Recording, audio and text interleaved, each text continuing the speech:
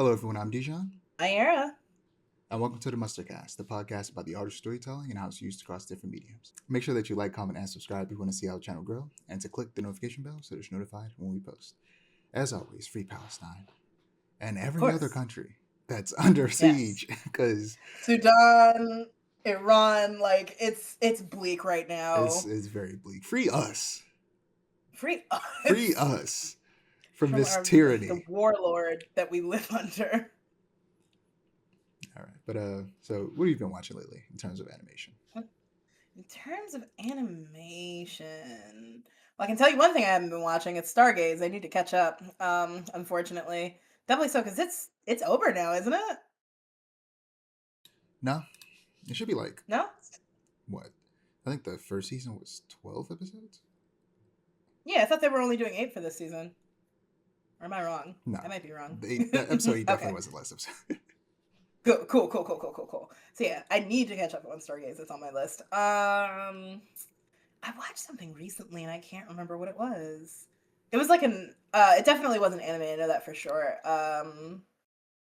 It was like. No, you know what I'm thinking? Something that would go in TV and film. Actually, that's what I've been watching as of late, and not any animation. Unfortunately. Okay. Well, what is it? I've been watching a lot of Deep Space Nine. Okay. Star Trek Deep Space Nine. Giving it a fair shot because when I was younger I didn't like it, only because my grandfather also didn't like it, and so going back and rewatching it, it's really actually pretty good, and I like Cisco as a commander. He's witty, he's funny, good with the ladies. Like it's not as bad as I remember it being, and I'm kind of glad that I went and gave it a fair chance now because it deserves it. But other than that, I don't think I have anything. Like I said, I still need to catch up on Scargaze. Ugh. Cool. So, still watching Just League, the anime series, Batman Beyond, and One Piece, alongside Blind Wave. And I'm at the beginning of the Alabasta arc, but the last episode they watched was like half filler, so I didn't watch full length. I just watched a reaction, so I didn't watch a full episode of One Piece this Saturday like usual. Um, Still slowly catching up on Gachiakuta and Spy Family. I've been watching more Gachiakuta than Spy Family. I need to lock back into watching Spy Family. Mm. Fury and Jujutsu Kaisen are both, still airing their latest seasons. I've been watching those. Those have both been phenomenal this season. Primal season 3, still watching that. New episode out today. I need to watch, but I probably won't end up watching it tonight though. Mm. Probably gonna end up watching it Tuesday. I mean, when not even Tuesday, probably Wednesday. Because Mhm. I just want the Resident Evil. Um, and then Makes last, sense. especially not least, Trigun Stargaze. I am caught up. I watched the last 2 episodes on Saturday because I don't know why, but for some reason I keep like being one episode behind and having to watch 2 episodes. Yeah, it's really weird. That's the only thing that's like, I think stops me from catching up is that I feel like I'm really far behind. But yeah, it's just I don't know. It's tough. It's tough to want to watch the show sometimes. Yeah, Last 2 episodes were good though. Still making some good. changes, and there's one big thing that happened that I can't quite remember how it happened in the book, and we need to talk about. So definitely check that Oh, out before next episode because we gotta talk about noted. what happened I last I episode. think I have an inkling of what that might be, and that scares me to think about. So I don't think I will actually. We'll see when I get there. But yeah, moving on to some trailers and news. I found out. Well, I was gonna say I found out recently. Like it wasn't also announced recently, but it was recently announced that uh, Neon Genesis Evangelion is getting a brand new anime Mhm. pinned by Nier Automata's Yoko Taro. Yoko Taro. Now, I'm gonna Yes. read this article by Verity Towson at IGN. Cult classic anime Neon Genesis Evangelion is getting a brand new series with Nier director Yoko Tano responsible for the series' composition and screenplay. It is currently being co-produced by original Evangelion creator Hideki Anno's studio Kara. The news was announced at the end of Evangelion 30th anniversary of Eva event, which was a 3-day long festival held in Yokohama, Japan, to celebrate 3 decades of the franchise. that featured exhibitions, talk shows, sessions, and an Evangelion Kabuki adaptation, as well as a That's brand new so interesting. 15-minute short featuring Oscar Langley, which I have not fucking seen that. I need to watch that. Um, the event was a culmination of various anniversary projects held throughout the past year. Joining Yoko Taro on the new Evangelion series will be two directors, Kazuya Tsurumaki, who previously helmed the Rebuild Evangelion movies, which I need to watch eventually, and Toko Yatabe, who was a key animator on Rebuild, amongst other things. Prolific composer Keiichi Okabe, who has worked on the Nier, Drakengard, and Tekken games, will be providing the music. The new show will be produced by original series director Hideki Aino Studio, Kara, and Cloverworks. Mm. Although plot details have yet to be revealed, the official announcement emphasizes that it will be a completely new series. On Twitter, Yoko Taro retweeted Studio Kara's post commenting, "It's been announced, I'll do my best." Oh, sounds very Yoko Taro. Yes. See, I had heard of this, actually from social media before anything was officially like announced. But I was like, "There's no way that's true. They're like trolling." And so I didn't like, I took it with a grain of salt. But like now knowing that it's actually going to happen, this is going to be peak. I fear. And this is not even just me like glazing Yoko Taro as a writer because I like Nier a lot. Like I think that his approach to like philosophy, and he's a very well read man, you can tell, and I think that his approach to like philosophy and representing it in non-traditional format, so instead of it being like text, like anime or video game format, like the man is good at what he does, so I have a lot of faith. He's an auteur, if you will, you know? A peer of Kojima. Yes. Yeah, definitely from what I know, because I've yet to play it. Still got it. Still, I got that disc. I'm ready to play You it should play one of these it. It's a days. short game, One of all these things days. considered. I think you can finish like all 5 of the main endings in like 23 hours. One of these days. But from what I've heard, it sounds like this is the perfect person to write or helm a new Evangelion series, and it's new. For sure. It's not like a remake like they did with those movies that I need to watch. It's something completely new, so I'm very excited to see what that is. I wouldn't be surprised if he also was like, and I'm turning it into a video game. Okay, right. I think honestly I'm excited that it's something completely new and not just more Ava like as we know it, because I feel like there's so much you can do with like the framework of it that's not held back, but like, in having these pre-established characters, it's the wiggle room is a lot less. The movies are basically like Scott Pilgrim Takes Off, where it's like the same thing but told from a different perspective almost. But yeah, it's this is very interesting. I'm excited to see where this goes. Extremely. Next, we got another trailer for Hat Atelier, and there was also like a scene that I should have watched before this, but I didn't sit down and watch it. But yeah, we got another trailer, and this one reveals more of the overall premise. So for those who don't know, the series follows a girl named Coco, who becomes a witch apprentice to fulfill her longtime dream of becoming a witch and restore her mother, who was accidentally turned to stone. And the trailer also reveals a major plot point that was revealed early in the series, but if you want to go in completely blind, just skip this section. Yeah. But it's revealed at like literally at the beginning of the trailer that magic is performed using special ink and known patterns, and therefore anyone could perform it, but that's kept a secret.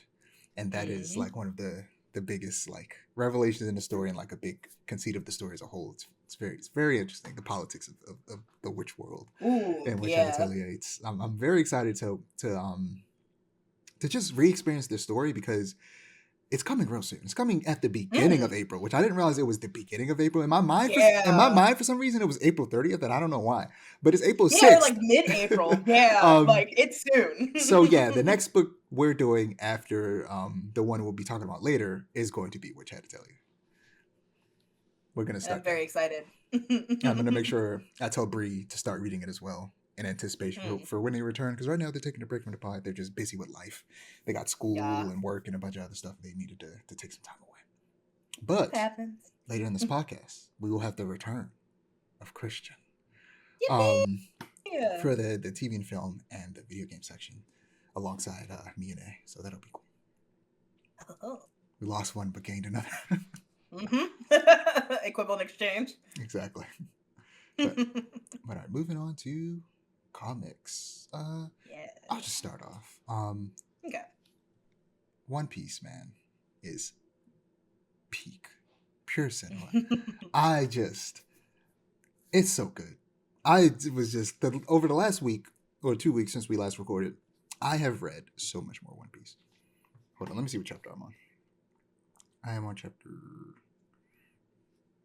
994, and I started at 909. So, yeah, it's just so good. Look, let me tell you about our Lord and Savior, Kozuki Oden, okay?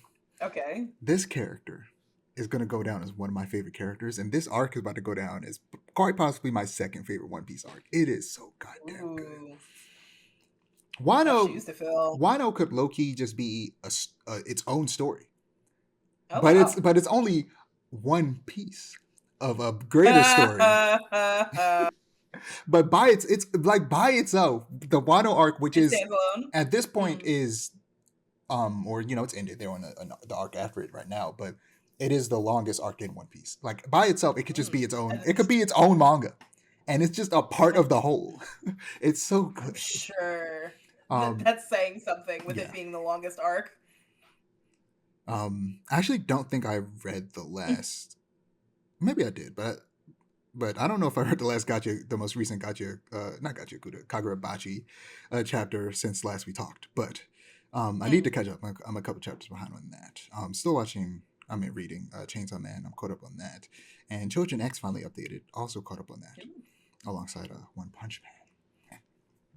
In terms of American comics, I'm still going through my stack of physical comics that I picked up. I read Ultimate Universe 2 years in, and Ultimate Endgame #1. And in terms of DC, I read Batgirl #15, Immortal Legend Batman #5, Batman Superman World's Finest #46, Action Comics #1094, Poison Ivy #40, which they're finally doing it. They're dealing with AI. They got Poison Ivy fighting against the environmental impact of AI. It was great. They haven't been letting her be evil enough, but the last chapter, like she just like a lady was trying to blackmail her into like helping her convince the citizens of Gotham to let her build AI servers in Gotham. And it was working for a little bit until she talked a little bit too much shit, and then Poison Ivy just killed her. And I was like, why would you? Like, there was the whole time I was just like, there's nothing stopping her from just killing this lady. Why doesn't she just do it? And then the lady just talked a little bit too much shit, and then she just killed her. And I was like, yes, that's Poison Ivy. She's a villain. Let her murder people. So yeah, if she existed in real life to kill these tech billionaires trying to destroy the planet. God. I also read the latest issue of Absolute Wonder Woman. Gay as hell. Let me tell you something. Noted. Hold on. I should just send you a screenshot of it. So Zatanna is a villain in the Absolute Universe versus a hero, in the main universe. And funnily enough, I realized that she's low-key taking the place of Cersei, who, as you know, is one of Wonder Woman's main villains in the main universe. But in Absolute Universe, she raised her. She's her mother. Zatanna essentially takes that role as the witch villain for Wonder Woman in this comic, and I assume she's probably going to become a hero eventually.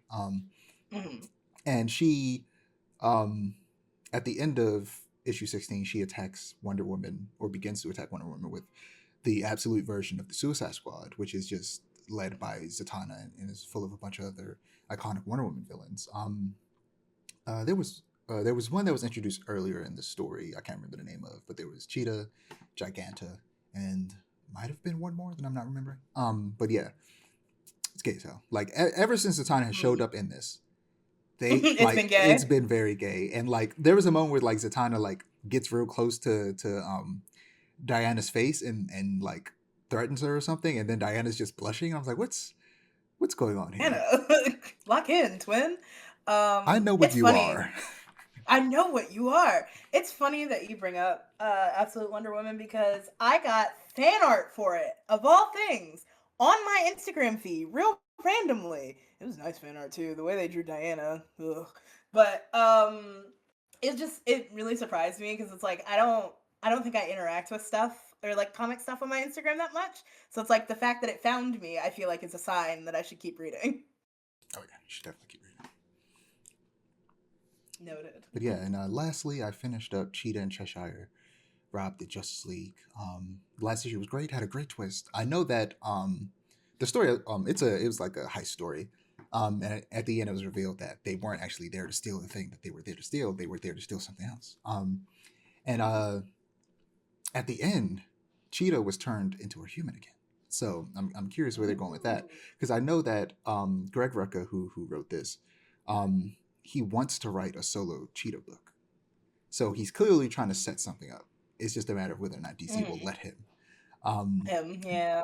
do what he wants. He's I've said it before. He is considered the best man who writes women. Like he writes women the best of like the vast majority of men in comics, especially at DC. And he's got a new comic coming out soon, Batwoman, which I love Batwoman so much. And his Batwoman by or drawn by J.H. Williams III, written by him from like 2011 is so good. And that's that's on the list of comics I want us to read eventually.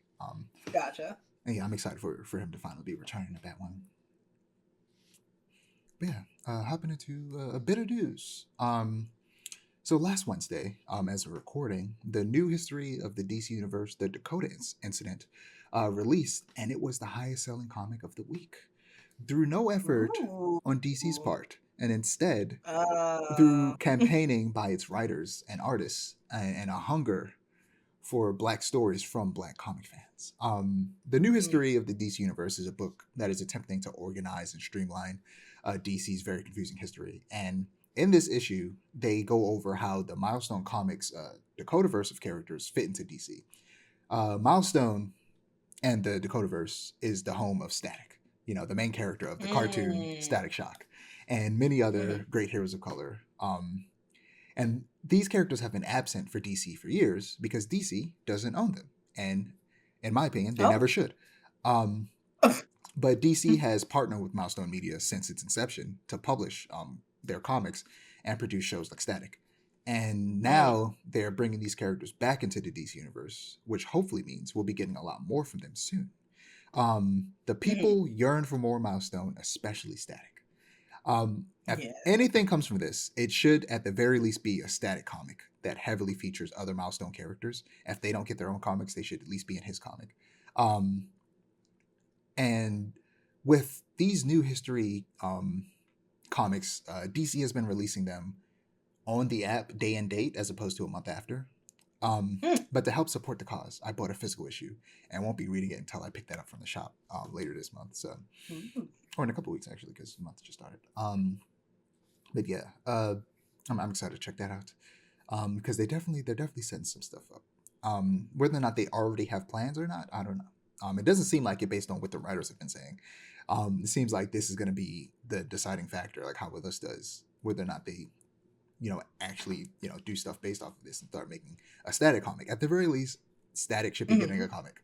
But yeah, I'm excited to read that. Me too. I might pick it up myself. It sounds interesting. Moving on to the book club. Yay! While Bree is away, me and A will read Absolute Martian Manhunter, a comic that A has been clamoring for. Yes, and since the beginning of book club. Yes, and I've been denying, but now I will finally sate your hunger for Absolute Martian Manhunter, and we'll be reading that. But yeah, well, actually, I should do the credits first. It is written by Dennis Camp, drawn by Javier Rodriguez, with letters by Hassan. I don't know if this is meant to be, if this person is like Japanese Muslim, because the last name feels like a mix of like Middle Eastern and Japanese, and I'm like, I'm not fully sure how to pronounce this, but it says letters are by Hassan Atsbane Alha. I don't know if I'm pronouncing that right, but I tried my best, I promise. Uh, Let's say I couldn't tell you. Cover also by Rodriguez and edited by Katie Kubert. Quick synopsis of the first three issues. For issue number one, beyond Mars, beyond physical form, beyond human understanding, all that's left is the ultimate alien, the absolute Martian Manhunter. And in issue number two, the other dimensional alien consciousness, calling itself the Martian, continues its invasion and transformation of John Jones's mind. Uh, the by the book FBI agent has been drafted into a cosmic war that will make him question the nature of reality and test his belief in good, evil, and free will. The weirdest hero of the Absolute Universe gets even weirder. And for issue number three, it's a trip through the psychosphere of Middleton as newly minted partners John Jones and the Martian follow the trail of whoever or whatever irresponsible for the surprising destructive behavior of people all across the city and the world. This synopsis is low-key written how the Martian talks. Let me reread that. Yeah. I'm not gonna read it again. It doesn't matter. Yeah. But yeah, just starting as usual with the art. Mm, I love flat colors. me too. It's my favorite form of comic book coloring, and Rodriguez excels at it and uses it as a way to control the color palette and keep it almost monotone so that the green, pink, blue, and yellow of the mysterious smoke stands out. Mm-hmm. What are your thoughts on the art? I think of all the comics we've read, this is my second favorite art. Only beaten out by Absolute Wonder Woman, simply because I love the way that they draw her. But if we had not read Absolute Wonder Woman, this would be my favorite. Because I flat colors in comics, I think, are a really, really good thing when wielded well, and God is it wielded well here. It almost gives it like a bit of a retro feel to me, which I Yes. really, really like.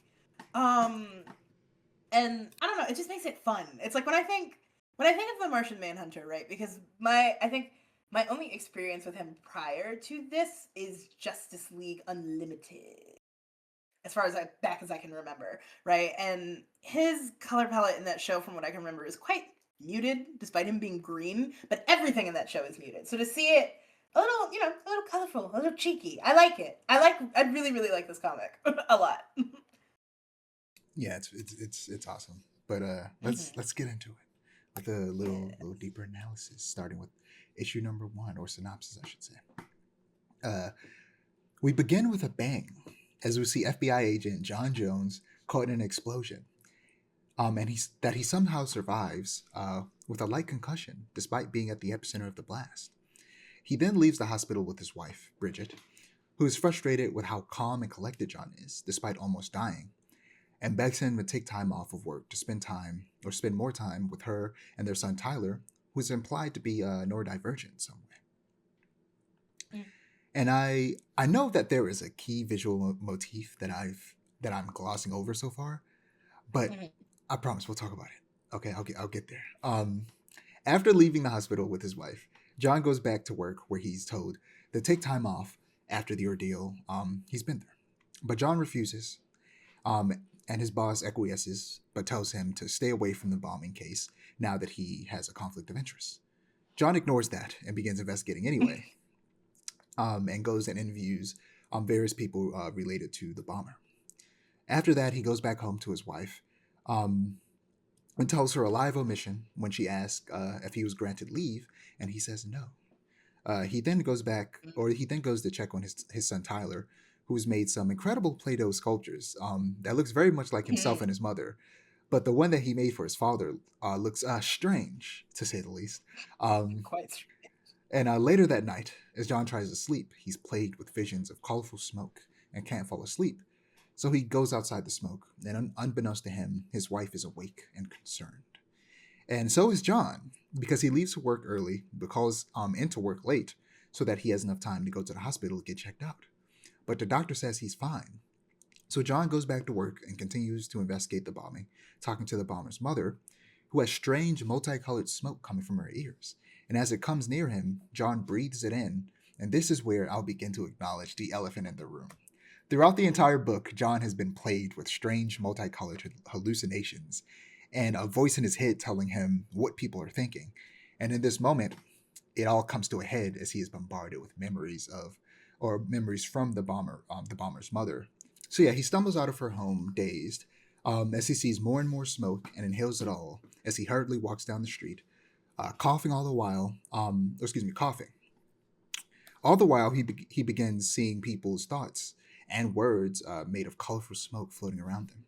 As he continues to stumble, the world becomes more and more abstract before he begins to flash back to the bombing, and the voice in his head finally pushes his way through and reveals that it was the thing that saved him after the explosion, and it calls itself the Martian Mind ****er, and I can't help but read it as the Martian Mindfucker every Same. time.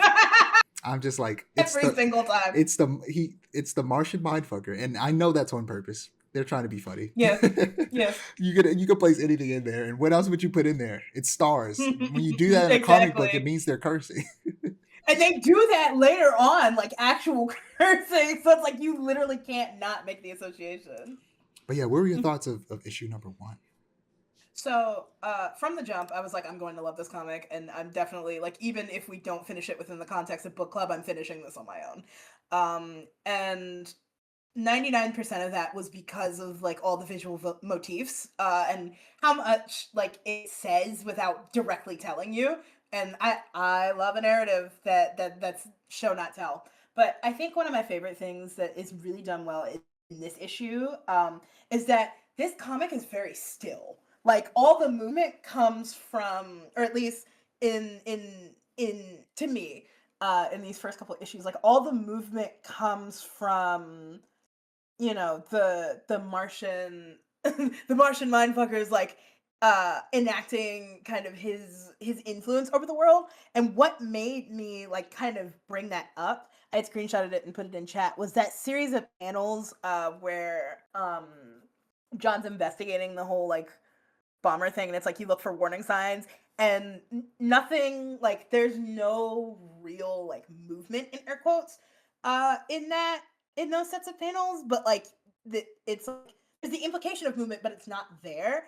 But then I don't know how to explain what I'm talking about, but it's very still outside of like all the smoke in the visual motifs, and I think that's really like a really neat thing to do. And then I love that John was a smoker outside of the incident, and so it like really lends to like the smoke motif being natural. It's like, yeah, that makes sense. Yeah. Mm-hmm. And at the very end, something that you wouldn't be able to see that I sent you, because I had I have the first issue of Absolute Martian Manhunter physically. And something cool that they do, and they do it in later issues as well, is that you can hold they have 2 pages overlapping, and you hold it up to light, and the images will overlap. And they did that in the very last few pages of this book. And I sent you a picture of it because you read it digitally, so you wouldn't have been able to see it. So I sent that. I think in later issues they do include a page that actually shows what it's supposed to look like, but they didn't do that. They didn't think to do that for the very first issue. I will say, for that part, I wasn't upset at the fact that I couldn't see it. It just made me want to go out and buy this physically, which I don't think a comic has ever made me want to do. So, Look, if you ever want to go to a comic book shop with me when I go to pick up my comics, that'd be great. Dude, that'd be nice. Yeah. Going into issue number 2, we open on a man who has seemingly killed his parents, worshiping a poster of a white Martian. We then cut to John Jones as he walks down the streets of Middleton, attempting to ignore the little green man in his head. And in the process, he finds himself talking to his cigarettes, a newspaper that he snatches from a random man, and a baby in a stroller, much to the distress of their mother, as the Martian shows itself to him in these various different things. As John grows frustrated, the Martian floods his mind with serotonin and positive memories to calm him down, so that he can explain to John why he's here and warn John about Trigger Taylor, the man that killed his parents and is on his way to kill more people. The Martian then opens John's third eye so that he can see and hear people's thoughts and realize how many bad vibes have built up. The Martian claims that they must stop it, starting with Trigger Taylor. As this is explained, we see Trigger begin his rampage, yelling about invaders from space that can look like humans. That's when John gets a call from his office saying that he's the closest agent to an active shooting in the exact same place that the Martian has been telling him to go. So he speeds off in his car to the scene of the crime. And the way this is portrayed through the art is incredible. As we see the cars Mm-hmm. zooming through city blocks, we also see a giant Trigger walking between the buildings and scared civilians hiding behind them, um, which is just combining these two scenes together for like artistic effect, and it looks really good. And I'll put that up on It screen because does. it's hard to describe. You have to see it. Mm-hmm. And they do this multiple times in different ways. Like there's a page where his face is in the background, and I didn't notice it until I finished reading like the top two panels, and I was like, oh, there's a face right there. um, Yeah. yeah. Uh, Once John reaches the scene, the Martian jumps into Trigger's mind and relays info to John, and John uses it to pretend to be a long lost childhood friend of Trigger's. Trigger begins to calm down a bit, but keeps raving about skinwalkers before the cops show up, and John tells them to hold up as he tries to talk Trigger down. The Martian manages to undo whatever was influencing Trigger, causing him to realize what he's done and begin to panic when a bullet fired by a police officer flies through his brain in an eerily beautiful piece of art. It was a Mm-hmm. very graphic page turn. It gave me chills. Yeah. And his Trigger dies with the Martian in his head. The Martian sees a memory of the White Martian image up on Trigger's wall, beginning to smile creepily before jumping into Trigger's head in a similar fashion that the Green Martian does to John and various other people throughout the book. The issue ends with John going home and laying in bed telling his wife that work was good and usual. Yeah, what were your thoughts on issue number 2? So there's one specific thing that I wanted to ask you about actually, because I don't know if this was purposeful, but in that first page where they're introducing Trigger and his parents and stuff, showing them dead, the TV kind of acts as a sort of censor bar, but it doesn't censor anything, and I don't know if that's purposeful, but the way it's placed plus the flat colors makes it feel like it's trying to say something, but I might just be reading deeper meaning into things that aren't actually there. Either way, I think that's really cool visually. Yeah, I see what you mean. It definitely is blocking stuff, but yeah, I'm not sure if it's supposed to be censoring something in particular or not.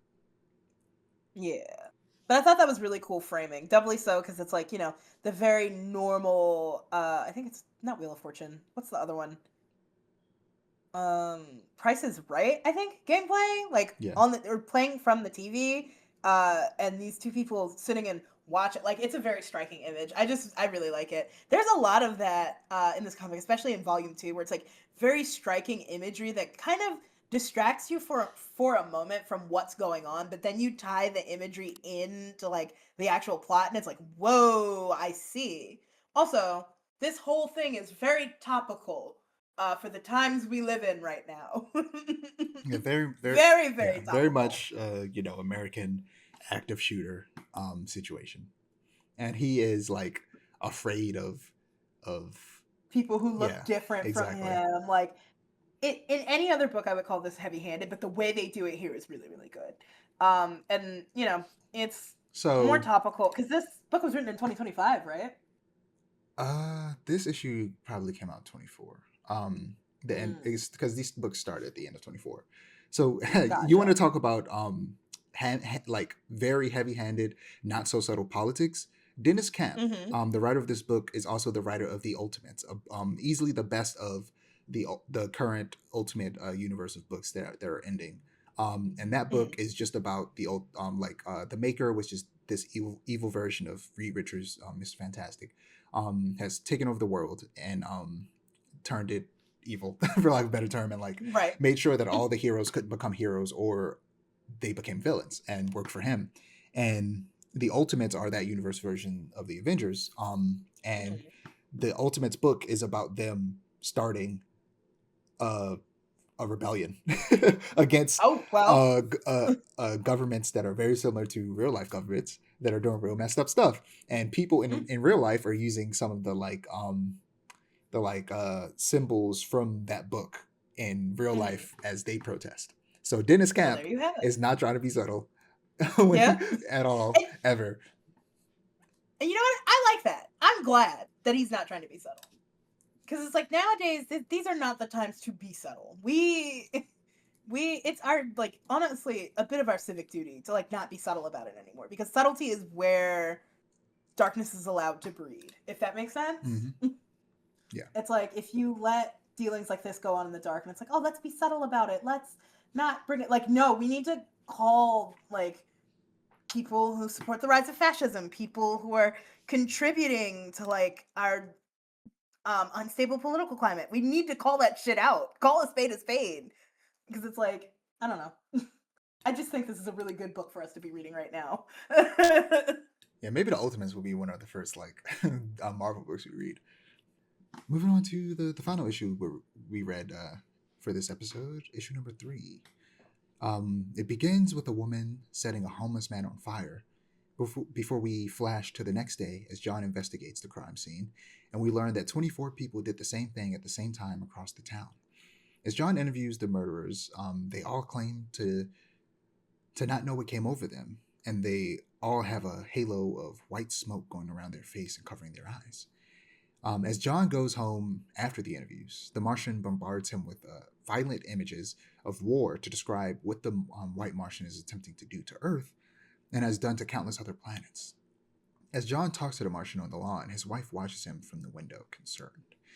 Once he's inside, John awkwardly sits on the couch with his wife and hears her thinking of divorce out of frustration from his absence from her and their son's lives. If I John, had a nickel for every comic book we've read where the wife either thinks about or does divorce the husband, I'd have 2 nickels, which is not a lot, but it's crazy that it happened twice. wait, what other book? Um, not Secret. Is it Secret History? The one we read Oh about. yeah, it was. Yeah, Yeah, the yeah, other yeah, history of the yeah, DC universe. yeah. Yeah, you're right. I forgot about that.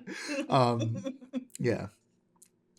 John then goes to talk to his son when he gets a call from his office saying that there are fires being set again. This time, homes, and once again, dozens at once by people who don't understand why they're doing it. As the smoke rises from the burning homes, we see the face of the White Martian within. As John investigates these arsons, the Martian once again opens his third eye and activates Martian vision to explain that the White Martian is attempting to destroy the very concept of home, safety, and shelter, giving John a clue as to where the next fire will be. John calls in a fire at the Sunnyside Hotel homeless shelter as he is transported there by the Martian through a shortcut in space. Once there, we see people being tortured by physical manifestations of their greatest fears and worst memories. And while John rescues the civilians, we watch the usually jolly Martian fight people's inner demons and rip them apart.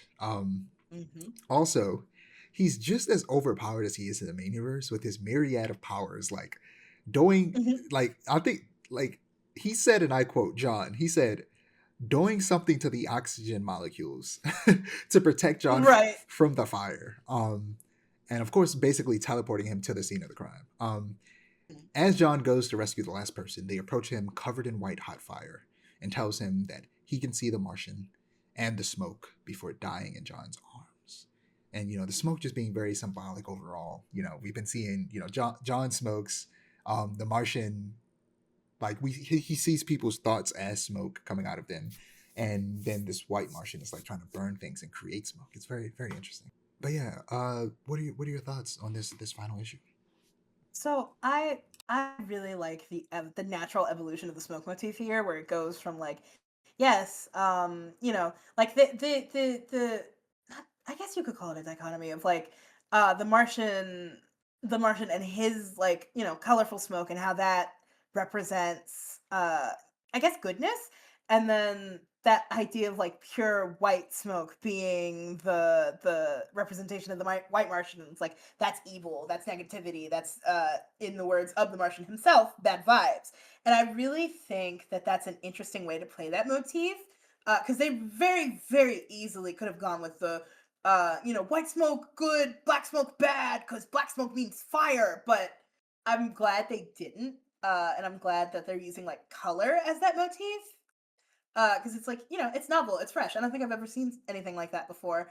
Um, and then on top of that, just the idea of like not even the physicality of the fire being enough to like torment me, but also like my worst memories and nightmares. Like that's horrible. I couldn't imagine going through that.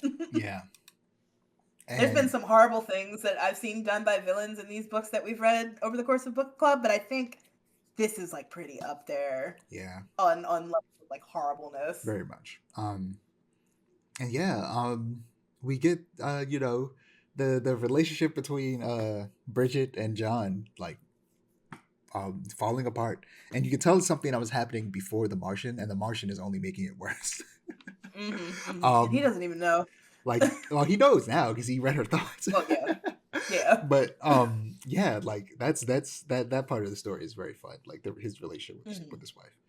Um, I hope it gets better because they seem like they're a good couple. It's just they're going through a rough patch. yeah, and like yeah, we got a flash. I think it was last issue of like their honeymoon. So like yeah, it seems like they were happy at one point. Yeah, and I hope nothing happens to their son because I get bad feelings Yeah, about the you're son. always afraid of people dying in these books. I'm so scared. Like manga, I think has ruined my perception of like what is a normal escalation of conflict because it's like as soon as they bring in a vulnerable party related to like the protagonist in some way, I'm like they're dead. We're not going to see them make it to the end of this book. And that honestly I think has yet to happen in the books we've read so far. So maybe it's not too bad. But also maybe you're trying to get me to lower my Yeah, I guard. was about to say now So I don't know. you're about to lower your guard, and then when it does happen, you're gonna be Right, but surprised. I'm gonna be pissed. So I don't know. My guard is still up, but it's a little less up than it would be normally. Yeah, but yeah, this is I'm I'm probably excited to alone. read the next 6 issues, and then um you read the more after that. Like I said, it ends Oh, for sure. at issue 12 because It's very short. both Dennis Cap and Rodriguez together apparently got offered something so great that they decided to stop this book, not because it was doing bad, not because it wasn't selling well, because it was doing both of those things, and also not because they weren't enjoying it, because they were also enjoying it. They just Right. decided to stop because they apparently got a deal so good So good. that they were like, okay, we got to work on that instead of this. So whatever it is, better Whatever it be worth is. it. I'm saying, because this is like really good. But there's And also you know nothing what? saying they can't come back to it. True. I'll come out and say it. I'm glad that you made us wait.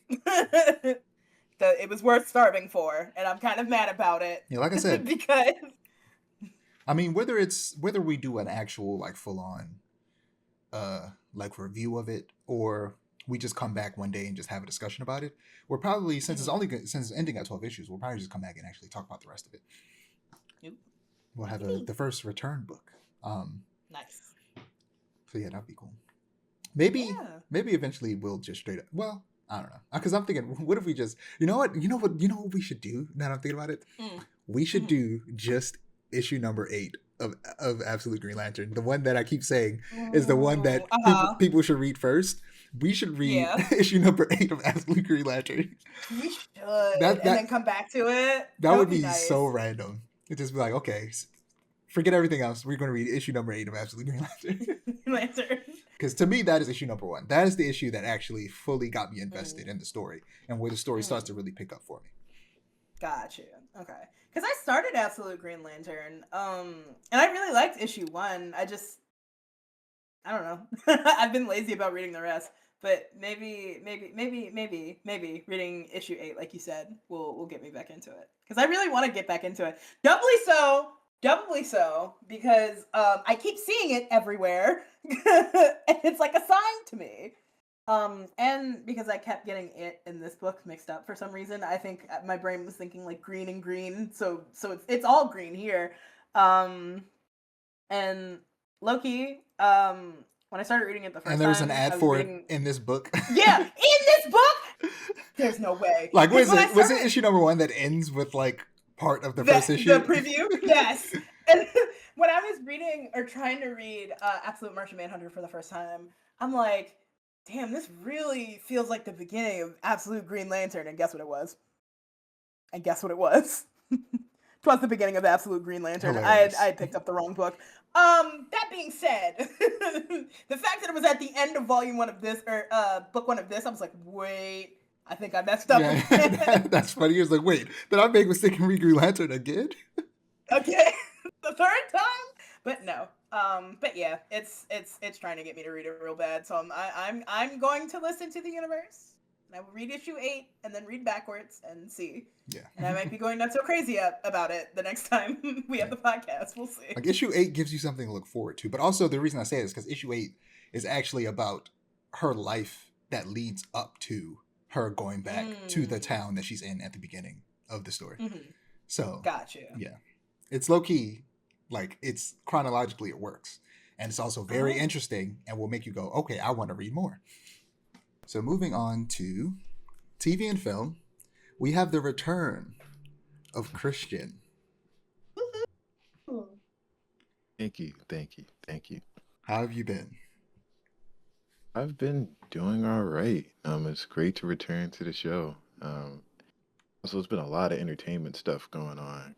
I feel like that you're far beyond the post-COVID like eater drought. Now it's just thing after thing after thing coming out. So yeah, excited to talk about some stuff with y'all. Cool. I think I'll start us off with what I've been watching. I only watched one thing. Haven't been watching a lot of TV and film stuff lately.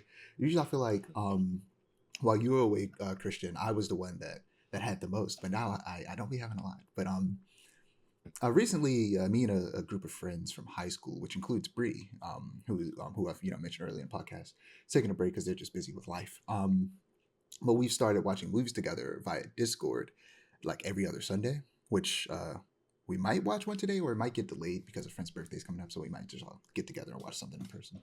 But the first movie we watched was Fistful of Dollars, and Banger. it was my first time watching it. I believe it was the first time of everybody in there watching it, and it was good, great movie.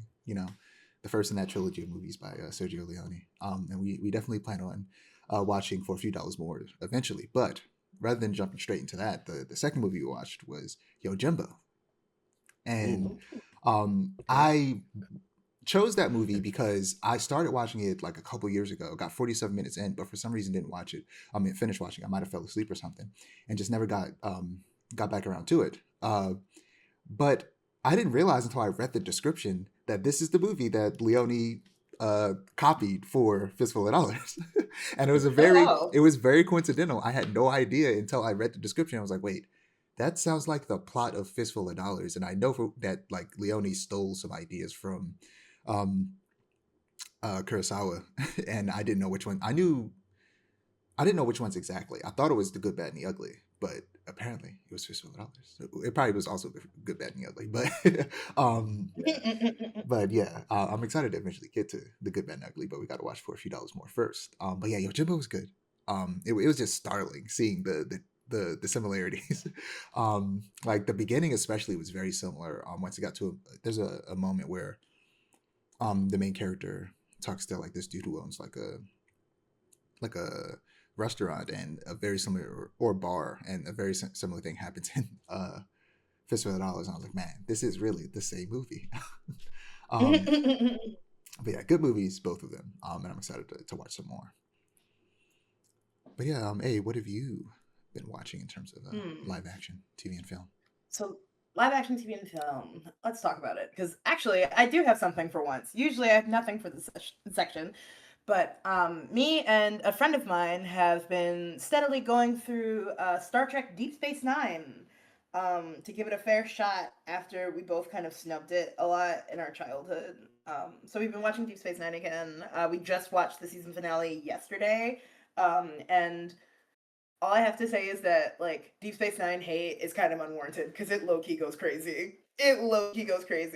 I think I hated it when I was younger because I didn't really understand the politics behind Deep Space Nine, and also they don't go anywhere like other Star Trek seasons. But now that I'm older, I'm like, wow, what a difficult situation Commander Sisko is in. And that's been really fun. We're gonna watch more, and probably, if not tonight, then like soon. But that's really it. Cool. Yeah. So what about you, Christian? Funny enough, over the hiatus, I watched Yojimbo too. That's Yeah, I watched Yojimbo. hilarious. Yeah, yeah. Was that your first time? And that was my first time watching it.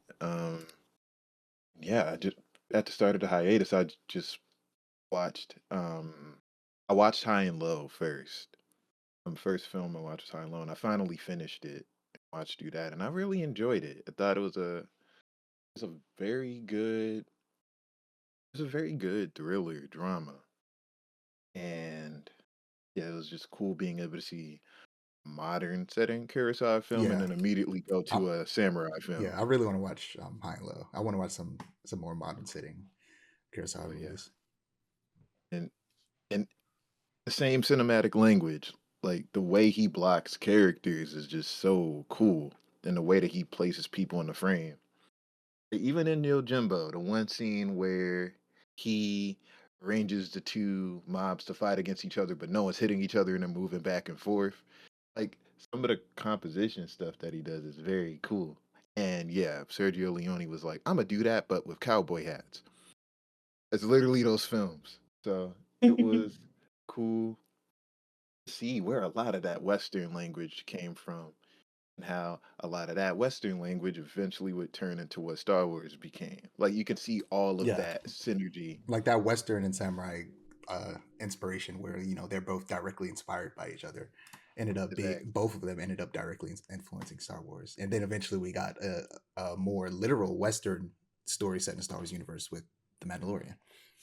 Right. And I hope one of these days we get a more literal samurai story set it within the world of Star Wars, because it's always been a little samurai, but I would love for them to do what they did with Mandalorian, but for an actual like samurai story. It'd be even more interesting if it wasn't a Jedi or a Sith I, or just a Force user in general. It was just a person with a lightsaber.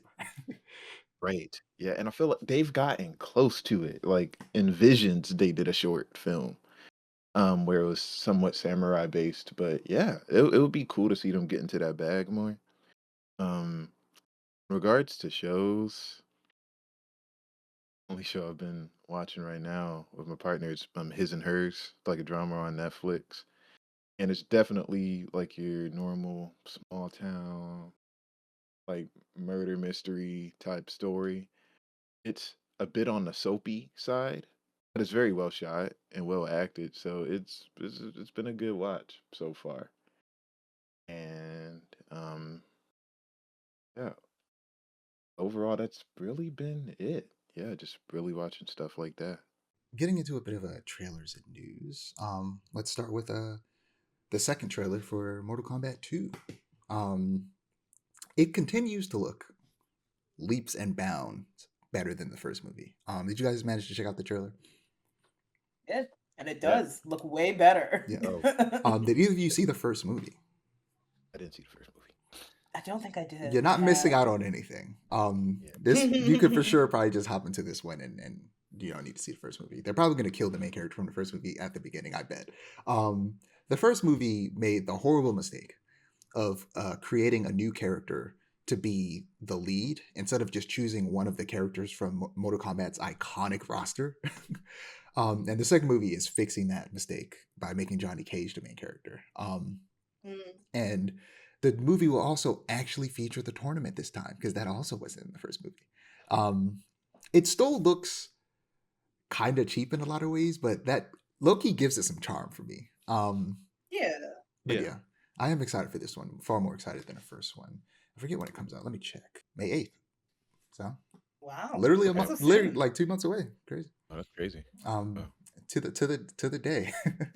But yeah, next we've got there was a still of the God of War live action series on Prime, posted to social media and various different sites, and it looks interesting. We got our first look at Ryan Hurst, who plays Thor, funnily enough, in God of War Ragnarok, and well, not the first one because he doesn't appear in the first one. And Callum Vincent is Atreus, and Ryan Hurst is Kratos. I should have said that.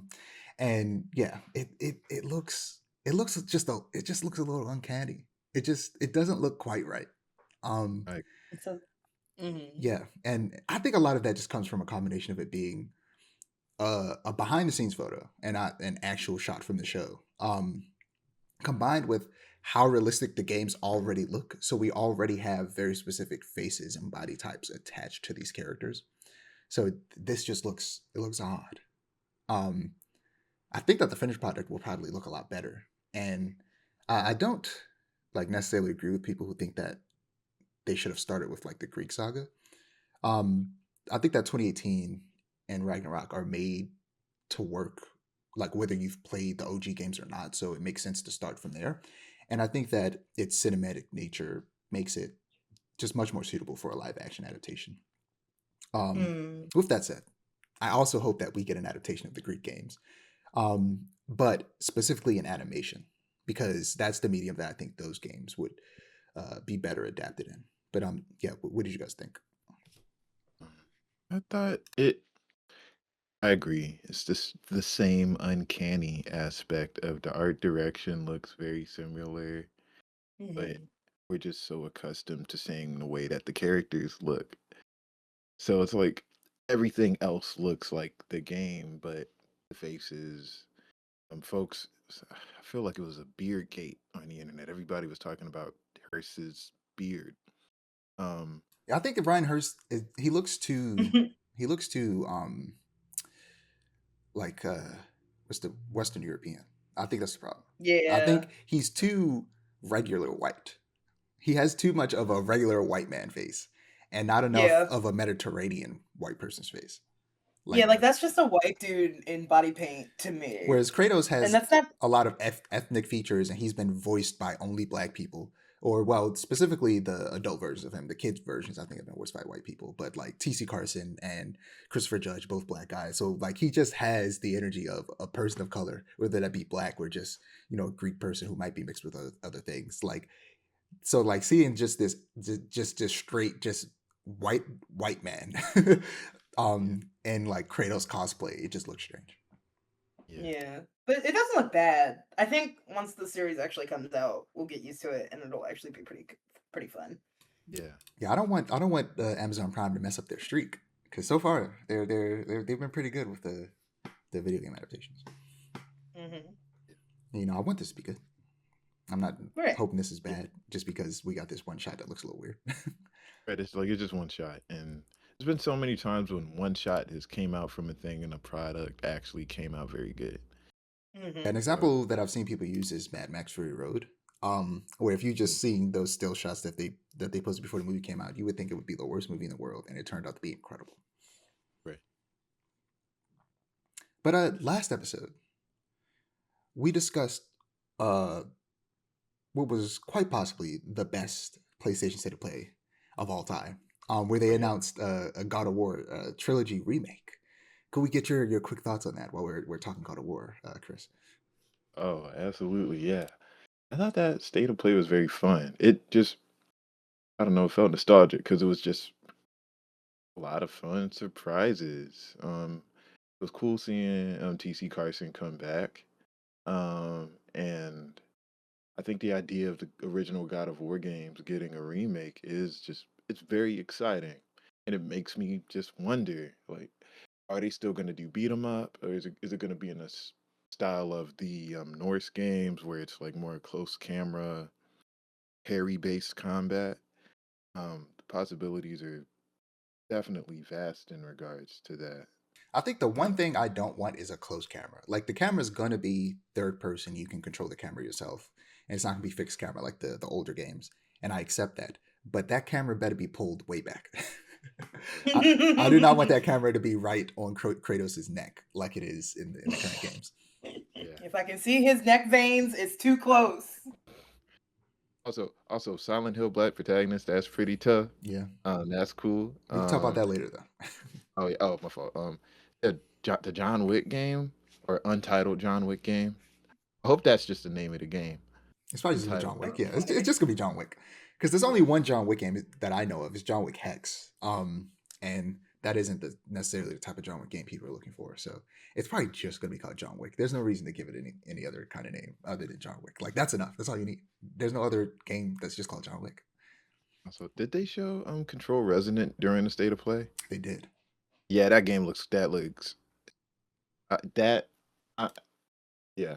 I don't even know how to talk about it with words. Like we'll That save that. game. We can you can talk about like more about the other stuff you saw there at the beginning of the video game section. Okay, got you. Yeah. It was some. It was just a very cool state of play. Yeah. Yeah, it was very cool. But yeah, next we got the first official teaser for Lanterns on HBO Max. It was released a day early after it leaked on the day it was announced to be coming out tomorrow. So like it was announced to be coming out the next day, and then it got leaked like a little bit after that. So they were just like, oh, well, we're just gonna post it. And this trailer was disappointing as hell. Months ago, we heard that this would be a True Detective inspired buddy cop story starring Kyle Chandler as an older Hal Jordan and Aaron Pierre as John Stewart. And that immediately concerned all comic book fans because of all the characters to do this with. The Green Lanterns are the last ones they should have. Unless said story took place on an alien planet, which would be a fun way to do that style of story with, DC's premier cosmic heroes. But instead, it takes place in Middle America and is the grayest and brownest thing I've ever seen, with little to no green. No wonder it's just called Lanterns. So, what did you guys think? Not to lead the conversation in a negative way. In watching the trailer again, I didn't. Again, I completely forgot that this was supposed to be Green Lantern related until you said something. So, I have very low expectations. Alex Ross is excited about it. Yeah, Alex Ross, you could tell he was upset. He just kept posting a bunch of pictures of Green Lantern, full costume. Because that man, Alex Ross, doesn't draw Green Lantern in anything but the classic costume. And and I'm gonna say something. At least the Ryan Reynolds film went cosmic with it. At least they went cosmic with it and like allowed it to get sci-fi and weird. I grounding lanterns and trying to turn it into Fargo, it just feels very bizarre. Like it just stylistically it doesn't fit. And yeah, Yeah. like what you're already saying, watching this, you would not think this is about the Lantern Corps at all. Yeah, and like I bet you a lot of people watching this don't even know that it is. It's called Lanterns. It's not called Green Lantern. Some people probably watch this trailer having no clue what it is, that it's even a DC related thing. Um, but it's being showrun and written by Chris Mundy, and it is also being written by Tom King. Mundy is a producer known for working on a bunch of crime dramas like True Detective, Criminal Minds, and Ozark, while Tom King is a comic book writer. I've talked about him before. He wrote Mr. Miracle. He wrote Supergirl Woman of Tomorrow, which we've read for this very podcast, and is the direct inspiration for the upcoming Supergirl movie. And he's writing the current horrible Wonder Woman run that he needs to get off of. He needs to get off that goddamn book. Hopefully by the end of the year he's off the Yeah, book. that's the misogynist guy, right? Or the weirdly, like, he writes women weird. It varies from think of book to another book. guy. Yeah, that's the guy. But he's also known to have worked for the CIA, and that has very, very, That's a very crazy drop. That's yeah, crazy lore. and that has very understandably resulted in a lot of people not liking him because the CIA sucks. And I'm sorry, I wasn't expecting. yeah, no, Tom King kind of sucks, but unfortunately, good writer and in a very specific way. He should not be writing ongoing comics. That's why he's Wonder Woman so bad. He's good at writing short stories, miniseries. He should not be writing a long ongoing series. He's just not built for it.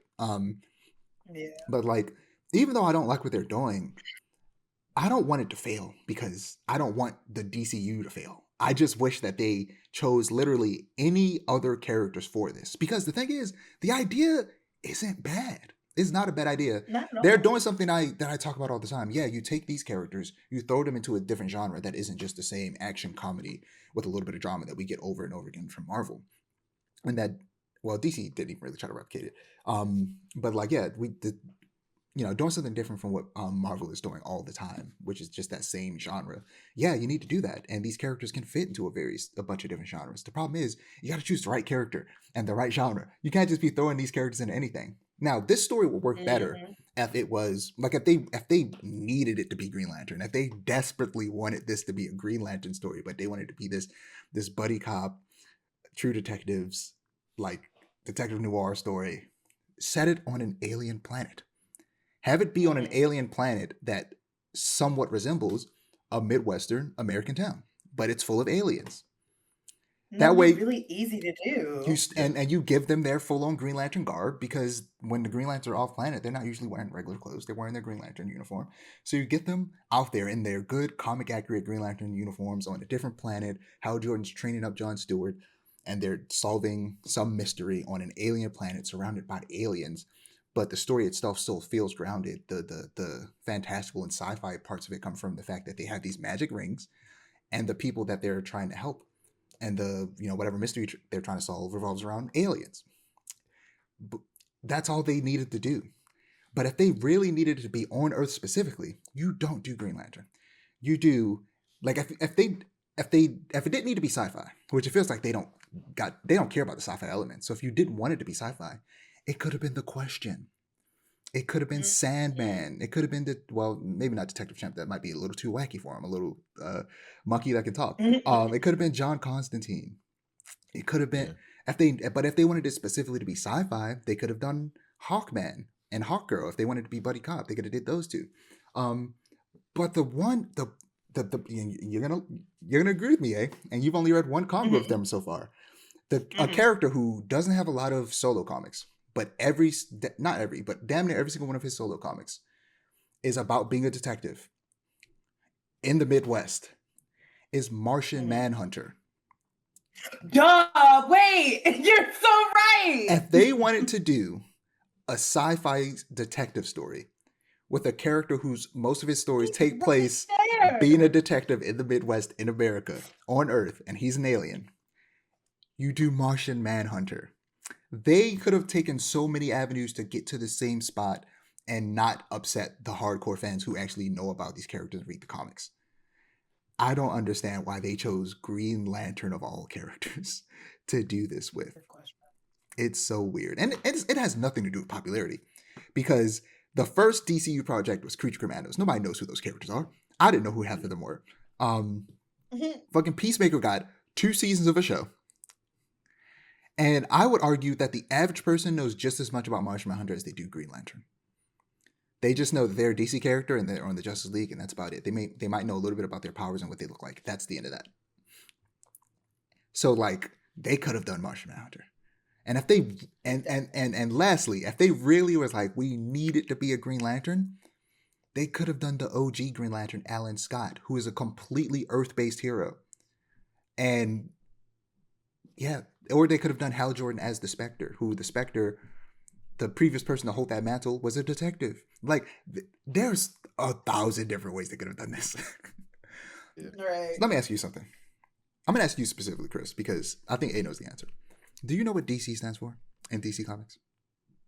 Detective Comics. They're called Detective Comics. I promise you, they're not short on detectives. You could have chosen any one of the dozens of detectives in Detective Comics. Green Lantern isn't one of them. Yeah. I'm so mad. Why did they do this? We got a small glimpse at Kyle Chandler's Green Lantern uniform. It looks horrible. I don't understand why it's so brown or why it's so baggy. It's weird. I just this frustrates me, because now we're in a lose-lose situation. Because I don't want it to suck, because that would be bad for the DC universe. And then if it's good, you're making a bunch of people think this is something that it isn't. Like Green Lantern is something that Green Lantern isn't. So since this is what it is, I just want to hope that it's way more sci-fi than they're letting on, and they're hiding that. That's like best case scenario. Yeah. Is that there's way more like ring usage and green lights and constructs and stuff like that and aliens than they're letting on. And that this is like best case scenario, this is a Men in Black like situation, and it's just a bunch of secret aliens. That could be fun. That would actually be really fun. That would be fun. That's how you make a maybe that's the angle they're going for. Even though that would still work better with Martian Manhunter, at least that would be better. Yeah. I want to have hope, but they're not making me feel hopeful. Yeah, and you make a good point. Like, there's been a lot of people that have critiqued Tom Holland's Spider-Man and talked about how, like, even in other games, like in the Marvel Avengers game that doesn't exist anymore, a lot of voice performances for Peter Parker sometimes now aim towards this whiny, like Mr. Stark. Like there's like a more like youthful fumbling type voice associated with Spider-Man sometimes now. And it all comes from that performance in those Marvel films. Not that Tom Holland wasn't a great Spider-Man, but because of those films, it kind of affected how people performed the character a bit. Now he's kind of like whiny. I don't know what I'm doing. I'm inexperienced, but I'm here. Um, yeah, that it would be unfortunate if Lanterns is like a popular series and people talk about it, and then that's the way people view the characters forever now. Yeah, and some people like very few people. I haven't seen it a lot, but I've seen some people try to say that, yeah, it's like it's subverting things, and I'm like, subverting what? You can't subvert something that people don't know about. If Right. people don't know about something and you try to subvert it, you're just teaching them that this is what that thing is. You're not subverting anything. Yeah. And like, yeah, that Spider-Man thing annoys me because Spider-Man is supposed to be much closer in age to all of these heroes than he is in like every single adaptation. And the comics also refuse to let him grow up. Right. Spider-Man is supposed to be around the same age as Jessica Jones, the woman that's married to Luke Cage and has a child with him. Oh well. Spider-Man is supposed to he's supposed to be way older than people perceive him to be. He's supposed to be That definitely. like you probably perceive characters like Cyclops and Jean Grey and especially Beast, because Beast nowadays is perceived to be like significantly older than characters like Cyclops and Jean Grey, even though he's maybe a couple years older than them, because Mm, they were the original X-Men, them, Iceman and Angel. They were teenagers mhm. when they started. Guess who was also Yes. a teenager when they started? Spider-Man. You know what that means? Peter Parker. Spider-Man is the same age as them. Oh, that's crazy to think about. Yeah. Exactly. A lot of Yeah. people see That's Spider-Man as crazy like, to yeah, think Spider-Man. about. Spider-Man's like 10 years younger than Cyclops. No, Spider-Man's maybe 1 or 2 years younger than Cyclops. F that. He might be the same age. Yeah. And they just they every time Peter gets a bit older, they're just like, up one more day. Yeah, but that's a whole different conversation for I'm another sorry. time. I'm sorry. I'm sorry. So last but certainly not least, we're gonna discuss the fact that Netflix is declining to raise their bid for Warner Brothers Discovery against Paramount. So, and that would leave the Zionist and openly Trump supporting Paramount to potentially purchase Netflix.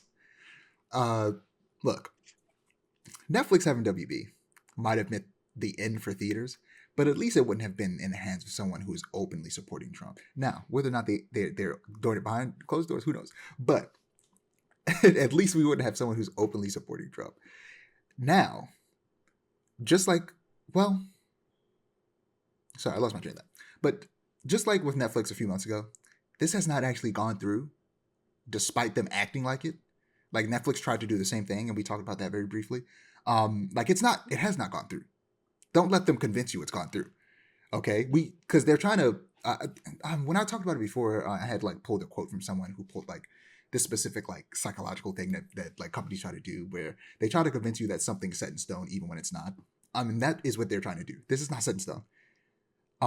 There's a chance this could just get overturned. Unfortunately, we all know the world revolves around money. And just like with Disney and Fox, it might just go through anyway because they've got enough money to just make it happen. Um, Yeah. but yeah, Chris, we never got your take on the situation. So, what are your opinions? Yeah, Netflix and Warner Brothers definitely would have affected the theater system and affected the way that these movies get distributed for sure. Yeah, that Netflix, and this is just retrospectively, Netflix could say they care about the theatrical experience, but that's not a solid guarantee. And also, it's like you have your AMC and your Regals before your small theater houses that are closing down at a high alarming rate. It's what do you say towards them? But that was the past worries. That was the worries before. But yeah, in the case of Paramount, we can go through. But in the case of Paramount potentially owning Warner Brothers, it's just oligarchy 101. Not to get too critical and like in that policy bag, but like yeah, it's oligarchy 101, and Mm-hmm. it's definitely this it's like thinking about what CBS has been doing to Colbert, or thinking about what like kind of just a lot of things that has happened with the FCC or just media in general. It sets a bad precedent for what like a Paramount could think, or what a Paramount would want to put out into the mainstream. Like immediately, Mm-hmm. it just and a lot of people have been asking this question, like with Paramount owning Warner Brothers, could another Sinners get made?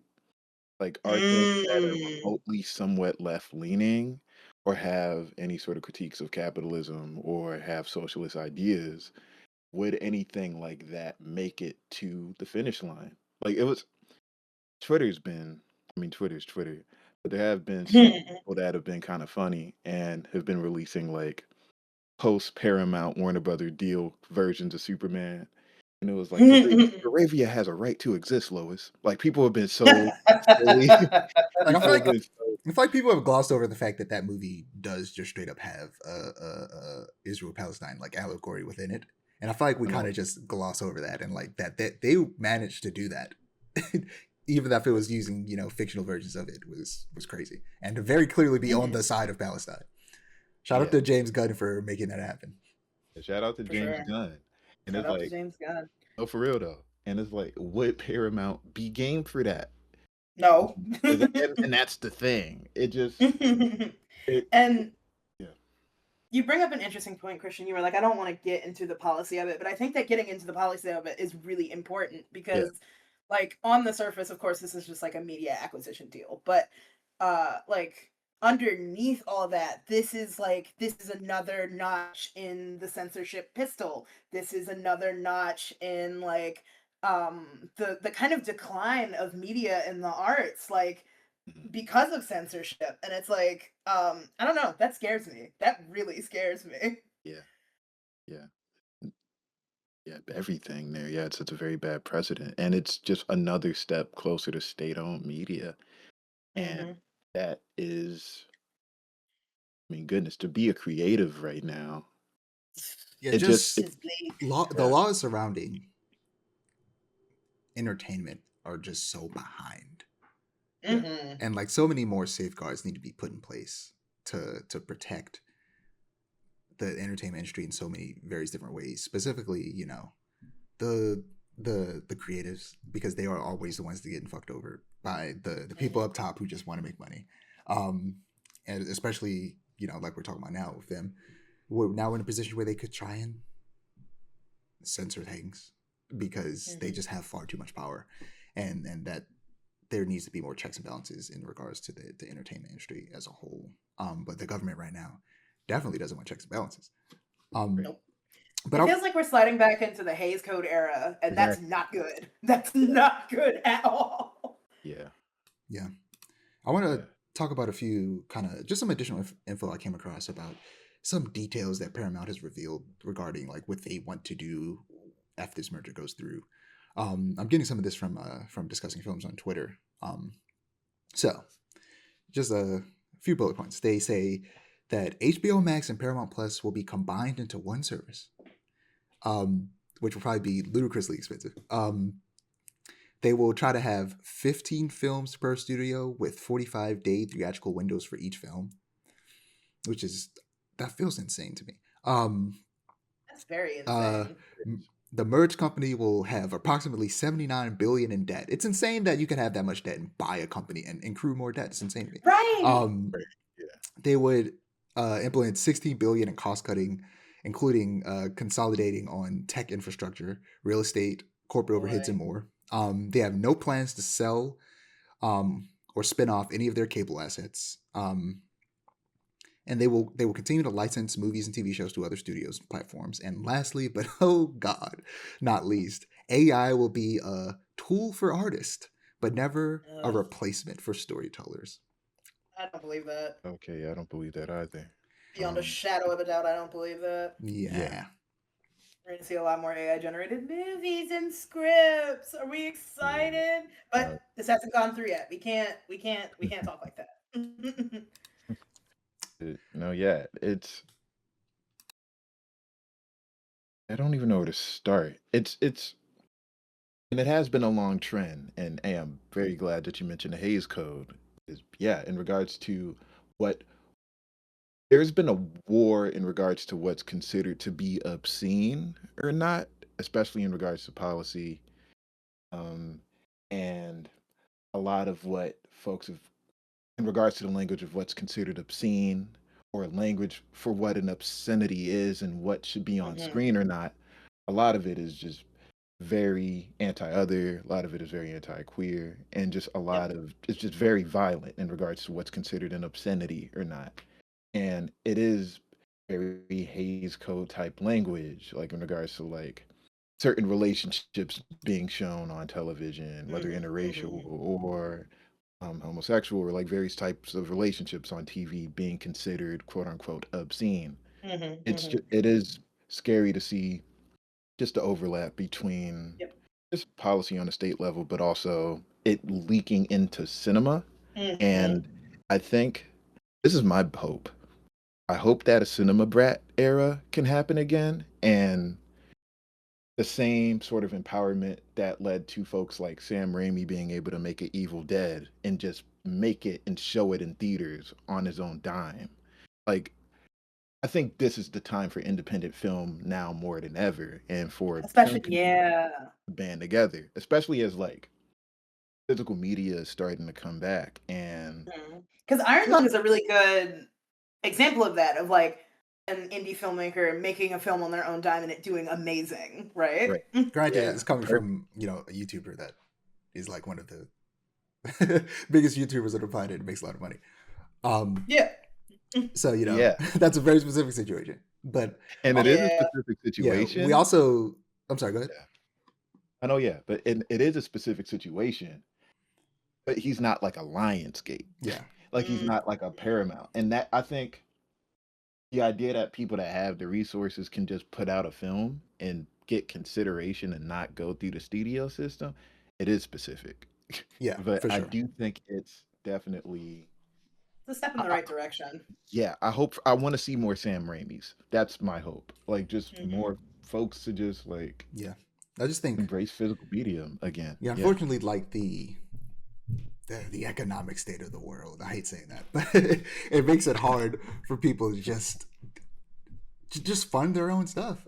It's easier Yeah. to put your stuff out there, but as belts get tighter in terms of money, it gets harder to Mhm. actually produce it. But we see we see the same thing happening in the gaming space. We see Mhm. indie games are taking over the world because the big studios are just they're not cutting it. They're doing the same thing over and over again. People get tired of it. And they're like chasing trends and making games that don't last because of it. Like High Guard just went kaput because, Mm. very unfortunate. I played a little bit of it. I never talked about it with you, Christian, but yeah, High Guard played a little bit. Didn't really like it, not for me, but Yeah. it was a type of game that some people would be into, and some people were, but unfortunately, it just didn't do well. Love Jeff Yeah. Keighley. He should not have put that at the end. It came out that that was 100% his choice. Bad choice. Never make it Oh, I didn't again. know it was 100% his Yeah, choice. I didn't that was know. just Mm. a bad choice on his part. Don't know why he did that. No, Jeff, my Jeff. But And yeah, another thing that happened during my hiatus, another thing that big companies have been doing in the gaming industry is union busting. Mm. Um, that was the craziest. That's one of the oh craziest yeah, craziest gaming Rockstar. industries. Rockstar has been doing that Yeah, big time. There's a great Mm. that YouTube channel called People Make Games. yeah. That does a lot of really good like journalism, like investigative journalism into like this stuff, like so just games in general and the inner workings of how games are made, and um, that's how I learned that. Like that's why I have started, which we'll talk about a little bit later, boycotting Xbox. And like yeah, while we're at it, let's just get right into the game section. Um, What have I been playing? Well, what have I been playing? Why would I say that? Like I don't know what I've been playing. So Metro Prime 4 Beyond. I tried to finish it before the other game I'm playing came out. But god damn it, I would have if it wasn't for those meddling executives. Prime 4 had a very troubled development. Not very, but it had a somewhat troubled development.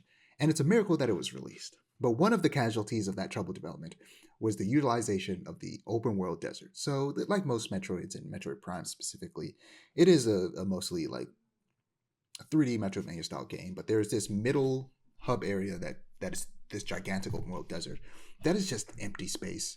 There's nothing to do with it.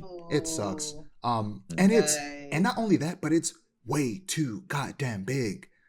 Like it is annoying to traverse, and there's no fast travel, so you have to traverse this annoyingly big desert to get from level to level. It's annoying as hell. No fast travel at all? None. In a Metroidvania? And that's ridiculous. Yeah, there's virtually nothing to do in the open world except collect these green crystals, which turns out are a requirement to complete the game. And they are annoying as fuck to collect. And you have to collect I think 50% of them. And I swear I have 50% of them, but it's not pushing the story forward. So I'm like, do I have to fill it up completely? And that's 50%. And then after that, there'll be another bar. And I'm like, I don't know what's going. So I just said, fuck it, and dropped it. I could have beaten it if I was able to get through that. But I was just like, I don't got the patience for this shit.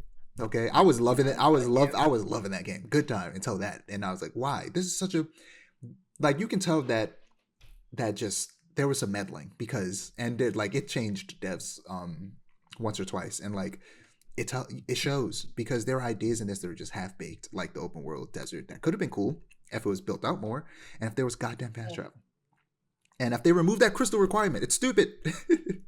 It's the no fast travel for me. I think that's getting me, because it's like, no fast travel in your fucking Metroidvania game. Are we serious?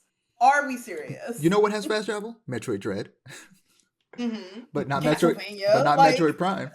Not Metroid Prime. And it's like, was it still being developed by the same folks that did the Donkey Kong Tropical joints? Let me check. I'm blanking on the name of that developer. I'm blanking on their name. Metroid Prime 4 Beyond is developed by Retro Studios. So what happened? Well, they weren't the original developers. Okay. It was somebody else working on it, and then they came in and worked on it, and they just had to work with what they got. It was weird. It's unfortunate. And watching the trailer, I was thinking, this desert looks very empty. It looks just like it's just sand and no engagement. And then you get attacked by enemies, but they're annoying to fight. They're not even fun to fight. Yeah. Like whenever they pop up, I try to run past them, but it's just annoying. Yeah, that's unfortunate though, because they showed Metroid Prime stuff. I feel like they announced Metroid Prime 4 in the Wii. Oh yeah, they announced it a long time ago, and like I said, like multiple developers got their hands on it, and it never came out until obviously late last year in December. So like yeah, it was,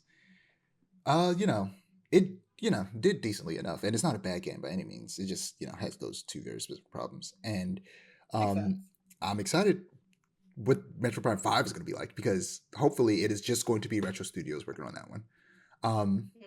And it doesn't get tossed around, and they're able to just refine all of the ideas that they had and make just one really good Metro Prime game. Yeah. But yeah, other than that, I did play a little bit of Rivals last night and a little bit of Overwatch. I started playing Overwatch because, they got that recent update where they dropped a 2 and they added 5 new characters, and it's a good time. Been mostly playing tanks. Been playing the Dami Mami herself, Domina, which I learned literally means dominatrix in German. But that's hilarious. Yeah, she's a good time. I've been playing a little bit of Ramatra. On the healing side, I've been playing what's his name? The flower guy. I can't remember his name right now. Why don't I know that person's name? Lifeweaver. Been playing Lifeweaver, and I haven't played DPS a lot, but I like Ashe. Ashe is really fun. And I played a little bit. I'm trying to get good, but Hanzo's a bit tough. But yeah, mostly tank. But what I'm talking around is that I played Resident Evil Requiem. But we'll talk about that later. At the very end. That's the last thing we're gonna talk about. But yeah, what have you been playing? So still checking my way through Metaphor Refantasio. I have reached the second half of the game and it is fucking bleak. Everything is going wrong. But I am excited to play the rest of it. Because I've really enjoyed it up to this point and I'm really excited to see like how the game ends. And this will be the first Atlas game I have played through all the way through in a very long time. A very long time. Because those games, we all know those games are like hundreds of hours long. I don't have the time for that. You play them once and keep pushing. That's why. Trying to replay. That's why I was like, I picked up Persona 5 Royal, and I was just like, I'm gonna start it. I'm not gonna finish it anytime soon, but I'm going to start it. Right, you would start it, and that's exactly what I did with Royal 2. LOL. But Metaphor actually has been going rather quickly, and unlike like the Persona games, I find myself able to like walk away from it a while and then come back and still like know what's going on, which is really really nice. So that's been fun. Lots of Metaphor lately.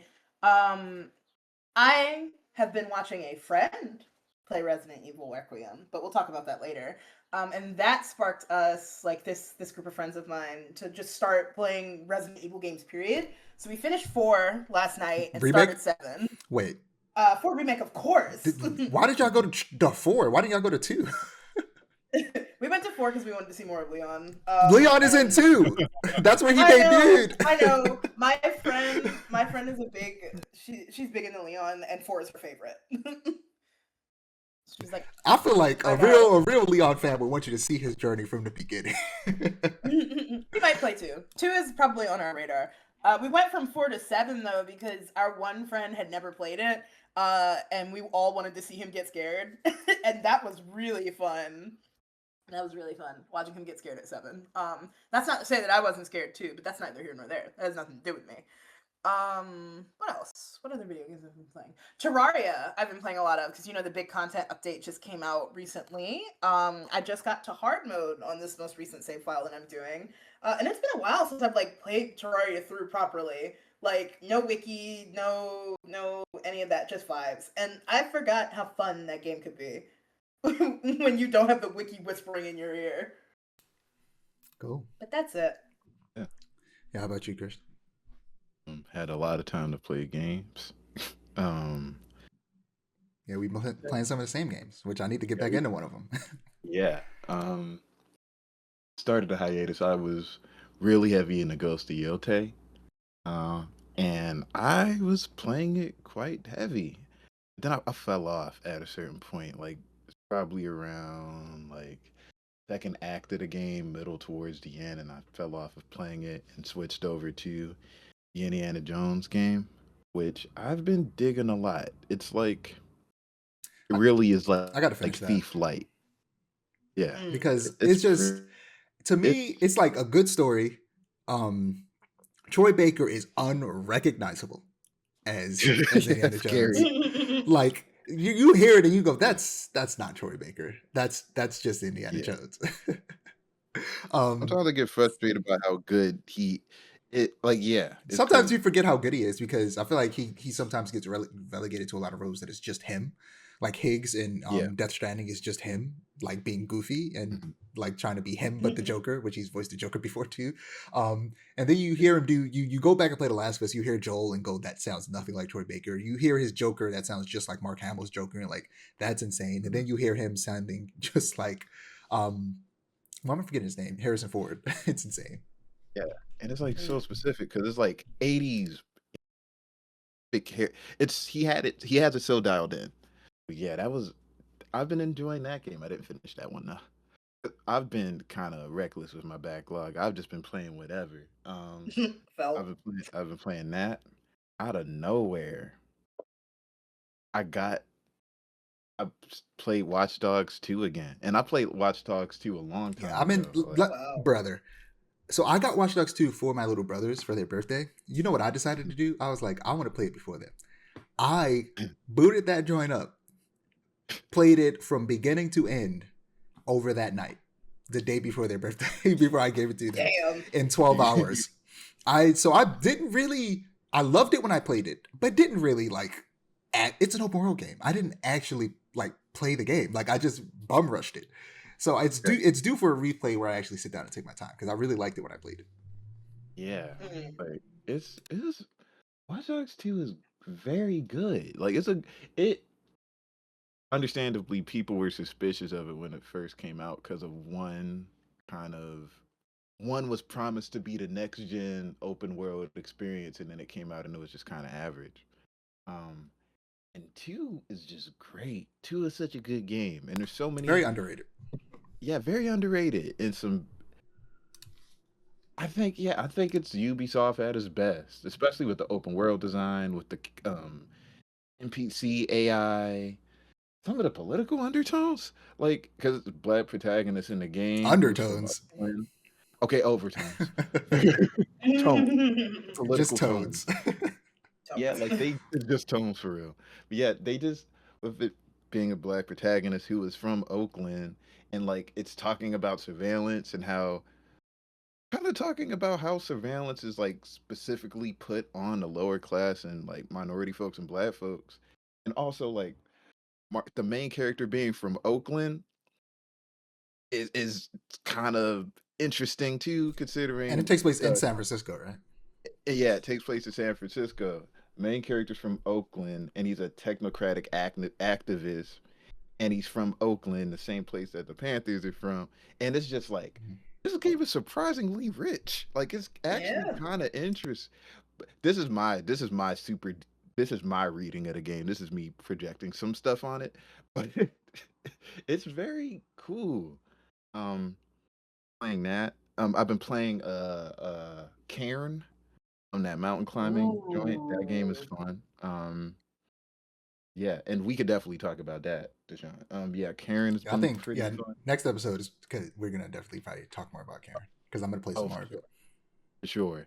Also, I played Forza Horizon for a bit. Kind of got bored of it. Um, what else? Oh, um, because I'm drawing the biggest blank in the world. What? It's another game that I played, but it's kind of eluding my mind.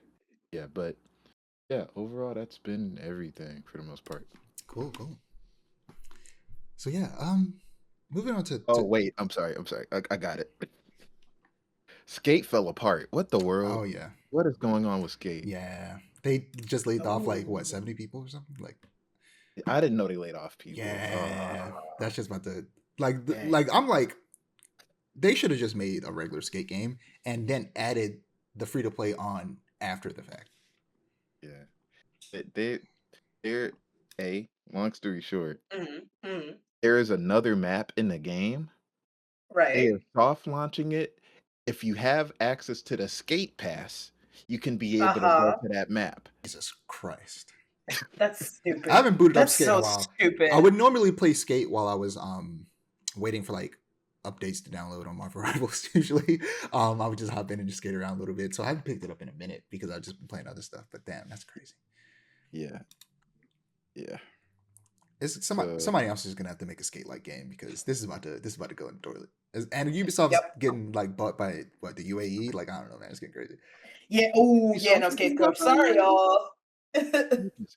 So Ubisoft and EA are Oh, going to be owned EA, by. EA is what I meant to say because yeah, Skate is EA. Oh, okay. Okay. Got Yeah, you. it's crazy, Yeah. crazy stuff. But yeah, moving on to some trailers and news. Some more crazy stuff in the games industry because the whole entertainment industry is imploding. Sony is closing Mhm. the studio behind the Demon Souls and Shadow of the Colossus remakes. What? Bluepoint Games. Don't even. Yeah. In an Ugh. email to staff that Kotaku obtained, PlayStation CEO Herman Host had this to say. We're operating in an increasingly challenging industry environment. With rising development costs, slowed industry growth, changing player behavior, broader economic headwinds are making it harder to build games sustainably. To navigate this reality, we need to continue adapting and evolving. We've taken a close look at our business to ensure we're delivering today while still well positioned for the future. As a result, we will be closing Bluepoint Games in March.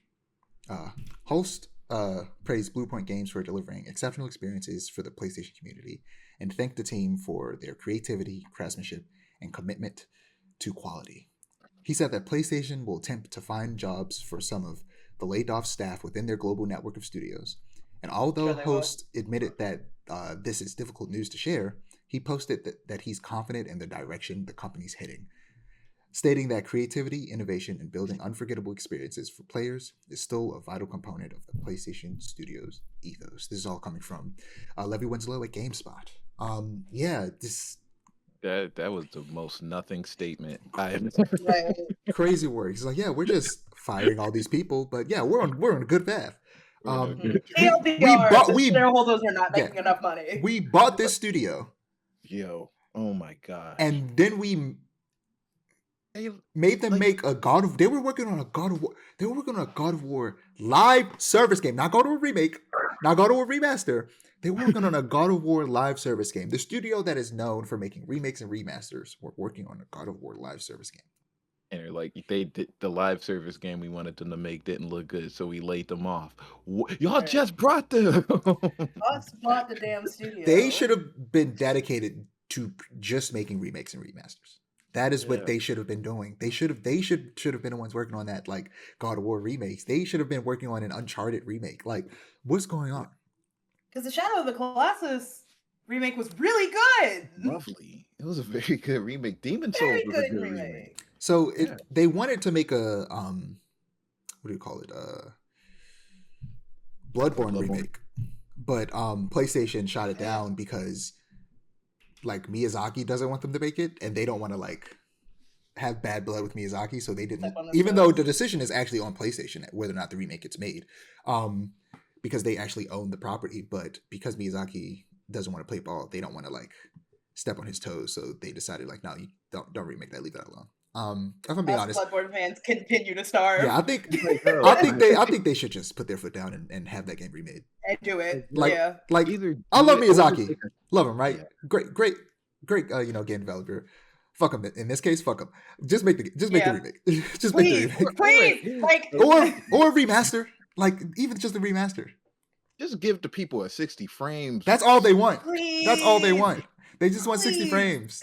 They just want It's 60 not a hard frames. ask. It's not a hard ask at all. I don't think Miyazaki's gonna be. I don't think you're messing with his like artistic integrity by making it 60 frames per second. But yeah, this is such a stupid decision on PlayStation's part. Like, Yeah. just get them to remake Uncharted. I bet you that would make a lot of money. Oh, for sure. Just they should have Like, just got them to and remake the Dragon first Force Uncharted. Three. That's it- like that- loads of money. That, let me tell you something. That game needs a remake desperately. Mm-mm. That jet me and you have talked about this before. That jet Yo, ski those jet section skis. is the bane of my existence. Low key though, it's so iconic. I would low key want them to leave that part the exact same. That's crazy.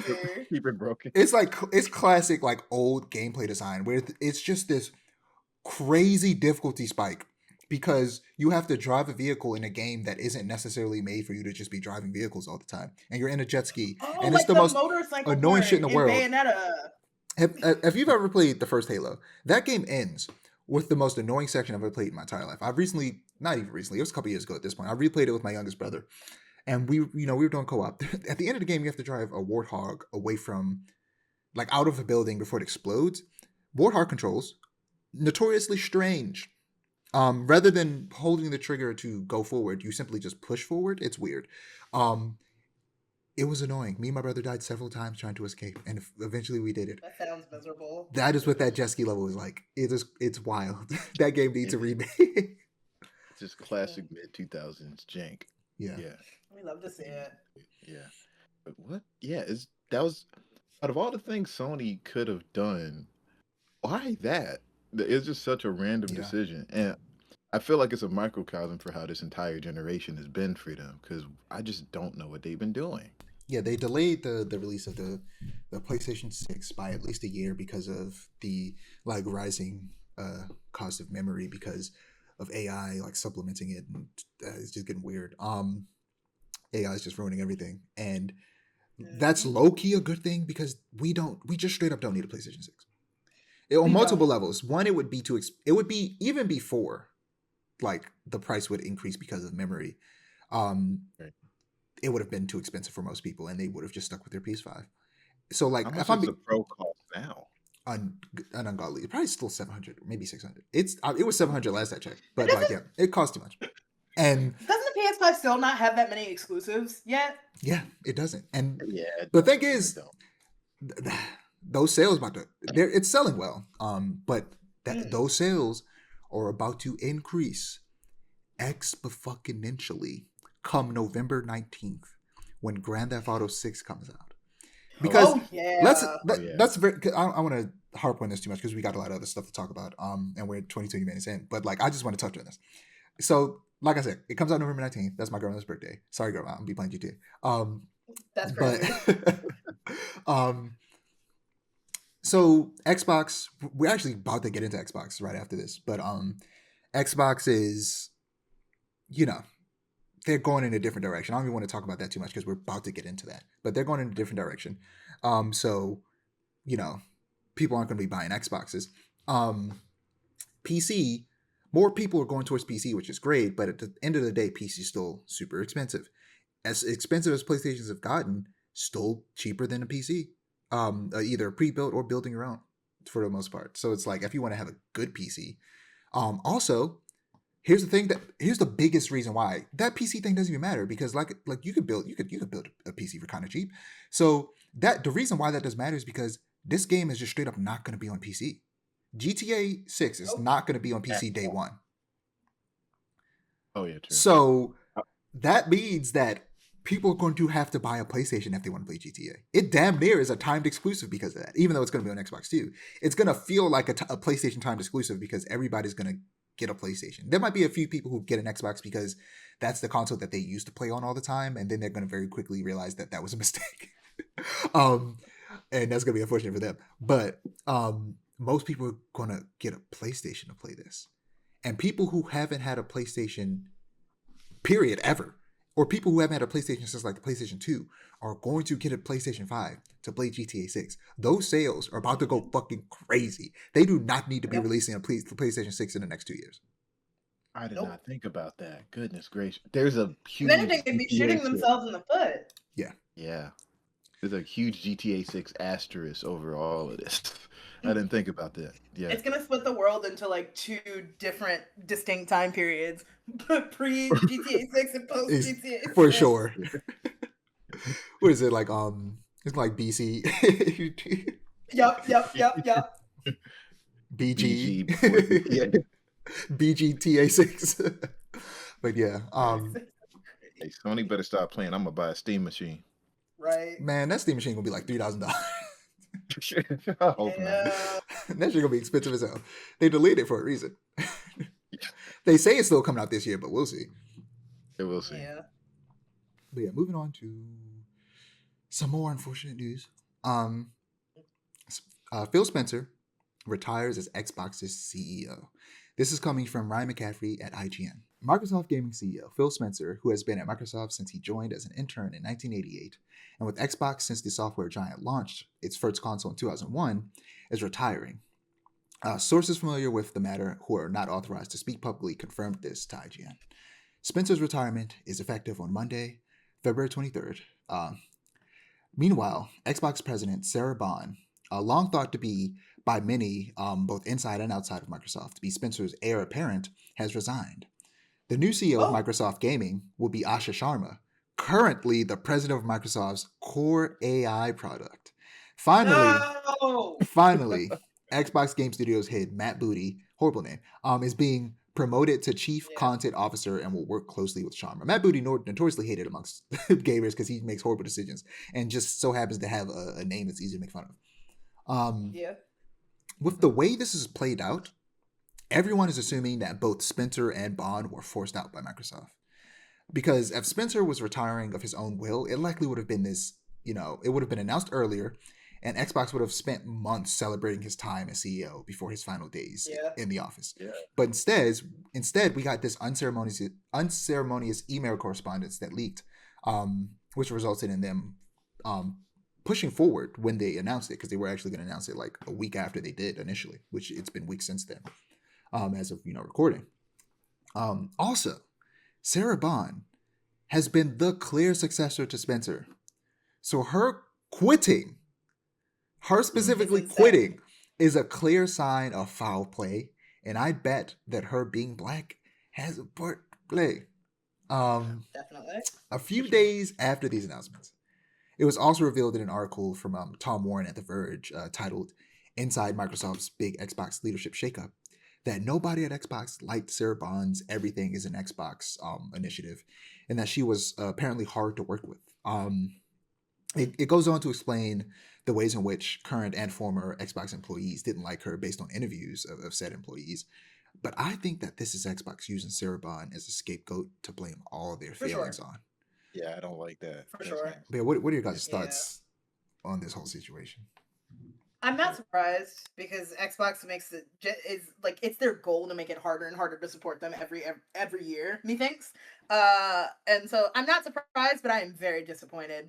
Not even for the fact of like me being an Xbox glazer, but I feel bad for these people that are clearly getting forced out of a company they've worked for years.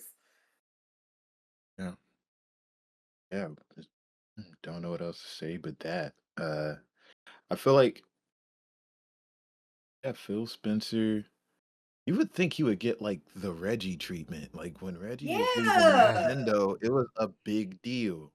There was All like of a handoff between him and Doug Bowser. Like it was crazy. Yeah, it was a big deal because Phil Spencer's been the face of Xbox for a long time, and for him to just leave unceremoniously like that, or quote unquote leave, Vanish. yeah, just vanish. Right. It is disrespectful. Honestly, it is very disrespectful because I sense foul play too. Especially in regards to the treatment of Sarah Bond. Yeah, And it because sucks like Oh that yeah. we've been seeing her face a lot more in these showcases. Like they've clearly been Yeah. pushing her forward. Like, yeah, when he retires, she's taking over. Yeah, like she was in regard, especially with all of the marketing for the Asus ROG gaming tablet. Like she was a huge part of that Xbox Anywhere. Yeah, and I'm Or like sure, anything thing. like shout out Tom Warren. Good. What's the word I'm looking for? Journalism. He's just posting this information very objectively or subjectively, I should say. Very neutrally. Very neutrally. That's the word I'm looking for. He's very neutral about it. He just placed this information out there. I'm leading it in a way to make it seem like it's Tom Warren's fault. No, Tom Warren just wrote an article putting out a bunch of information that he got from interviews with people. Now, whether or not those people actually feel that way, maybe they were forced to say so. That who knows? But I just don't like. I don't like. Sure, maybe some of that's true, but I just don't like. Other people had to sign off on the ideas. Like she didn't make these decisions by herself. So placing all the blame on her like this for the Xbox, everything is an Xbox stuff is weird. Yeah, especially the optics of that. I don't like that. That don't sit right with me. Yeah, no, not at all. That's nasty work. I don't like that at all. Yeah. So And also gamers are anti-black anyway, and I feel like they're probably and anti-woman. Yeah, exactly for sure. So that's just like I mean, granted, the new CEO is a brown woman,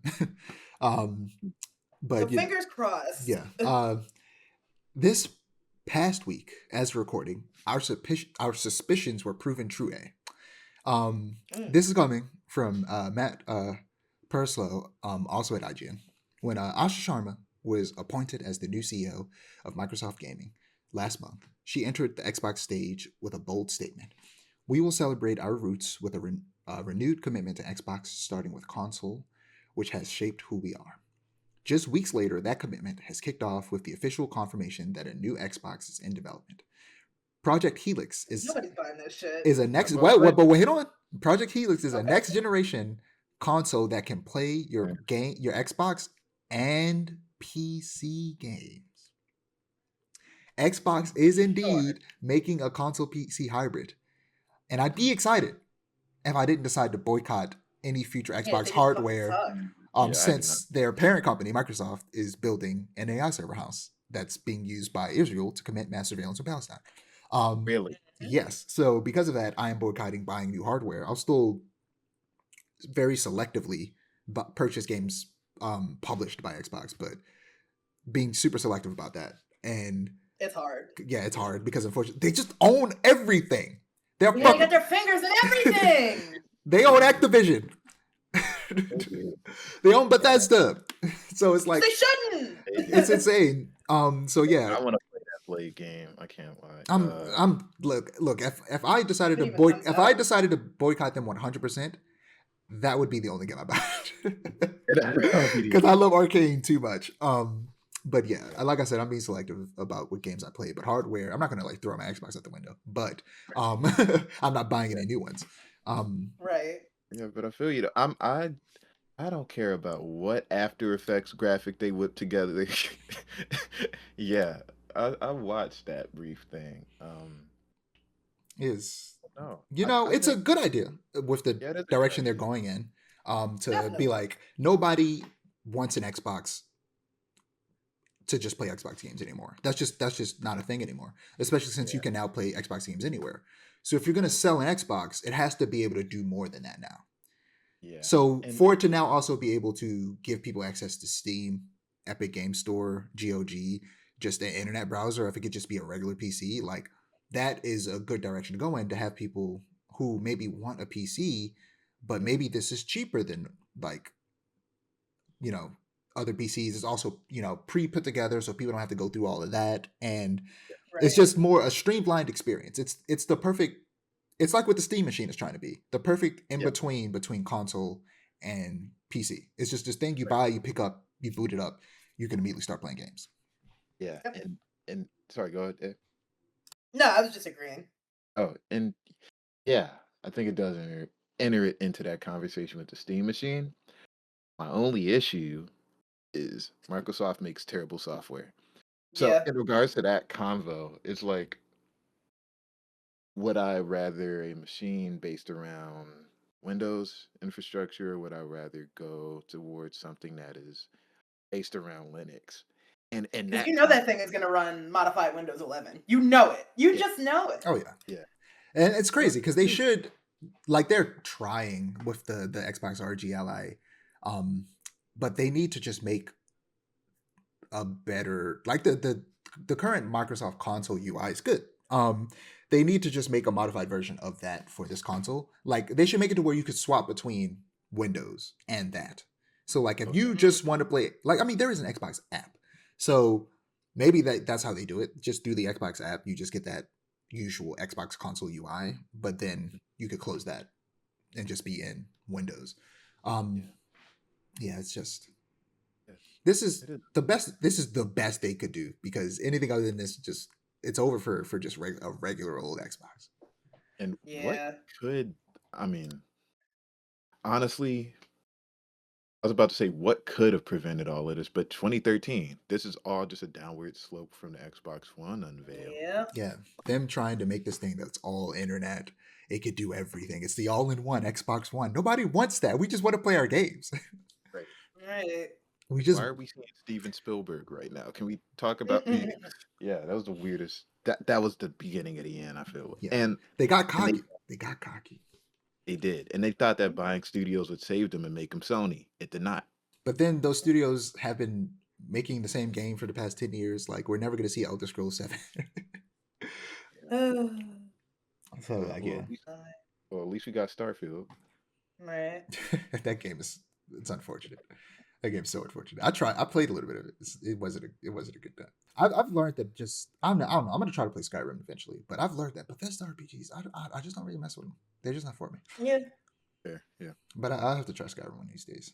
But yeah. Next we got some more positive stuff. Yay. There was a Nintendo Indie World Showcase.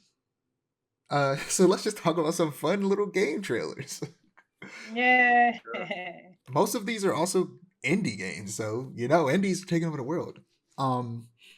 So let's start with Dench Attack. According to their Steam page, flip, trick, and grind your train in a fast-paced, off-the-rails ride through a colorful Japanese dystopia. Outmatch rival gangs, ricochetting Megacorp, and take back the tracks with nothing but skill, speed, and style. A lot of games lately that's talking about taking down Megacorps. I wonder why. Mhm. So yeah, I didn't even plan on doing this, but I was taking my notes yesterday, and after I finished taking my notes, um, I was just like, oh yeah, there's a demo of this out on PC, on Steam, and on Switch. Let me just download it on Switch. So I just downloaded it and started playing it randomly. Uh, and it was just sitting in my like desk chair in handheld mode, just leaned back playing it, and it was like it's a good time. It's a fun game. It looks like It Uh, it. looks it's like a 3D Sonic game, except you're a train. um, yeah. and what interests me, I think most after like I saw it and thought, oh, that's weird as hell. You just being a train tricking around. But then I saw that there's this story with these like 2D animated models, similar to something like I don't know if you've heard of it, Christian, but I've talked about with a what's it called? Damn, it's that rhythm game. It came out and I still haven't played it yet. I played the demo. Mhm. Why am I forgetting the name of that game? I'm forgetting the name of it too. Hold on, The one with the guy. Yeah, I have to open my PlayStation And- app and look. Okay. Hold It's a on. rhythm game.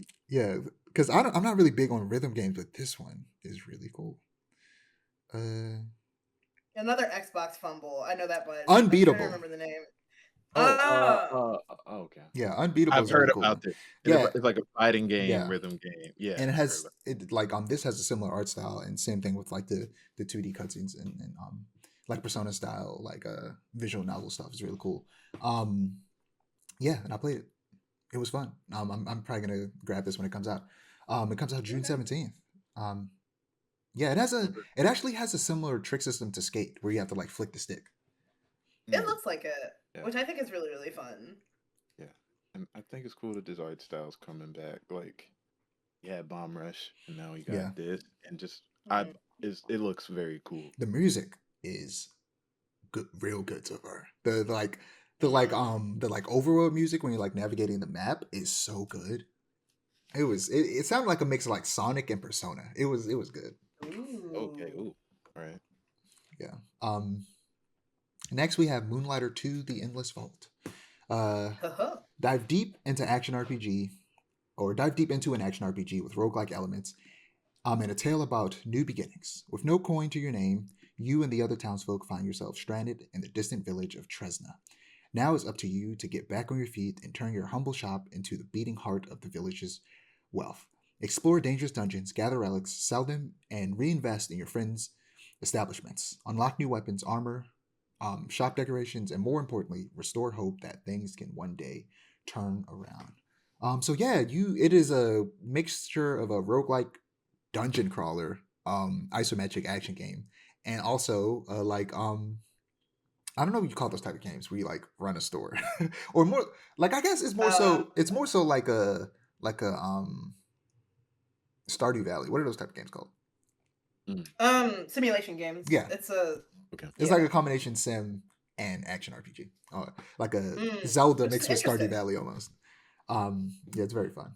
The art style is a departure from the first game, which was pixel art. But this one is 3D, but it has a really strong art direction. That It still does. shows through it. Yeah, it looks real good. I've been I need to play the first Moonlighter. yeah, I've been excited to see more about this. It is currently out in early access. But Okay. it's supposed to release in full sometime this year, so I'm waiting on that. Gotcha. Yeah. Any other thoughts on that one? No. Okay. Nope. So next Yeah. we got It looks cool. yeah. Next we got Rotwood. The world has been thrown into chaos, and it's up to you and your friends to battle the corrupted beast of the Rotwood. Upgrade your gear, choose your preferred weapon, and hone your skills to defend your safe haven. This is from the devs of Don't Starve Together. Oh, Mm. Yeah, and it looks cool, and it reminds me of the recently released Absolute, which was Oh yeah. a multiplayer beat 'em up with roguelike elements. And it was out the day that this happened, so it's out now. It looks cool. Nice. it does look cool. It does look really cool. I love Don't Starve Together, so it's nice to see another game from those devs. Yeah. Finally. Yeah. That was one of the. I feel like that was one of the first PlayStation Plus games when the PS4 first came out. Was Don't Starve. Yeah. Mm. This looks very cool. And Yeah, I Don't like. Starve is like. Oh, go ahead. I know it's all good. Yeah. Yeah. Uh, Sorry, go ahead. no, yeah. I forgot what I was gonna say again, so never mind. It's not important. We finally got a release date for Mixtape. It's coming May 7th. On their last night together, three friends embark on one final adventure. Play through a mixtape of memories set to the soundtrack of a generation. En route to their final party, a perfectly curated playlist draws three friends into dreamlike reenactments of their formative memories. Experience a variety of narrative vignettes exploring the pivotal moments that shaped them. Players will immerse themselves in the teenage wasteland by playing through a mixtape of joyful gameplay. From skateboarding and flying to taking photos after hours at an abandoned theme park, hitting baseballs, and putting on a fireworks show from the basement or the backseat of a car. It's the greatest hits of the teenage experience, from the first kiss to the last dance. From Beethoven and Dinosaur, developers of the BAFTA award-winning game The Artful Escape. Um, The way I completely forgot about this game also. Yeah, it looks real cool. It gives yep, me heavy Life is Strange vibes, except that it's not a player choice game, and instead right. you just go through the experience of these characters. And I'm excited to check that out. Yeah, Mhm. and I'm glad that there's finally a release date Yeah, so we because know what's happening. yeah, it's a real Yeah. game. It's not just vaporware. Exactly. Right. Yeah. But next we have a game I've been excited for a while, Blighted. Battle through a psychedelic Western nightmare to reclaim the memories of your people in Blighted, a Metroidvania action RPG from the creators of Guacamelee and Nobody Saves the World. Ooh. Um, Mm. the evil Sorcisto has consumed your village and infected the world with a deadly blight. As the lone survivor of its rampage, you must fight through surreal, hostile environments to defeat powerful bosses and recover the memories of your people before your own blight overtakes you. Learn to harness your blight, which can serve as a source of both power and danger, challenging players of all skill levels. You can play solo or with friends. It has co-op experience. I Ooh. love me a good game that has a co-op option. Um, Yeah. Mm. I've been excited for this since the devs did a gameplay showcase with Easy Allies on YouTube, and it reminds me of Death's Door, a game that I think you would like, which was I feel like Ooh. Death's Door was my gateway into indie games. Mhm. That was the it was Noted. Death's Door and Hades were the two games that really made me go, man, indie games are kind of cool. Um, and Death's Door is awesome. That dev team made another game. Also, I don't know what the hell they're making now. I want to because that Death's Door is so good, and if they're making something else like Death's Door, I'm really Mm. excited for it. Mm. It's made Oh, by Devolver Digital? Or no, that's the publisher. Never mind. the Acid Developer Nerve. is Acid Nerve. Acid Nerve, and they made another game that apparently uh this takes place in. They made Titan Souls. Mm. And like apparently Death's Door technically takes place in that world, and I'm curious what they're working on next. Whether it's another Titan Souls, another Death's Door, or something new completely. Like this came out around the same time as that Tunic, the similar like Oh. Zelda style isometric action game. Yeah. Like those two games came out around the same time, and I was interested in Tunic because of that, but I never got around to it. I know Tunic is a game where it doesn't tell you how to play the game, and it doesn't tell you the No. objective, and you have to figure it out. And there are notes, but the notes are in a different language that you have to translate. It's interesting. That does sound really interesting. But yeah, Blighted reminds me of that, and I'm very excited because of that.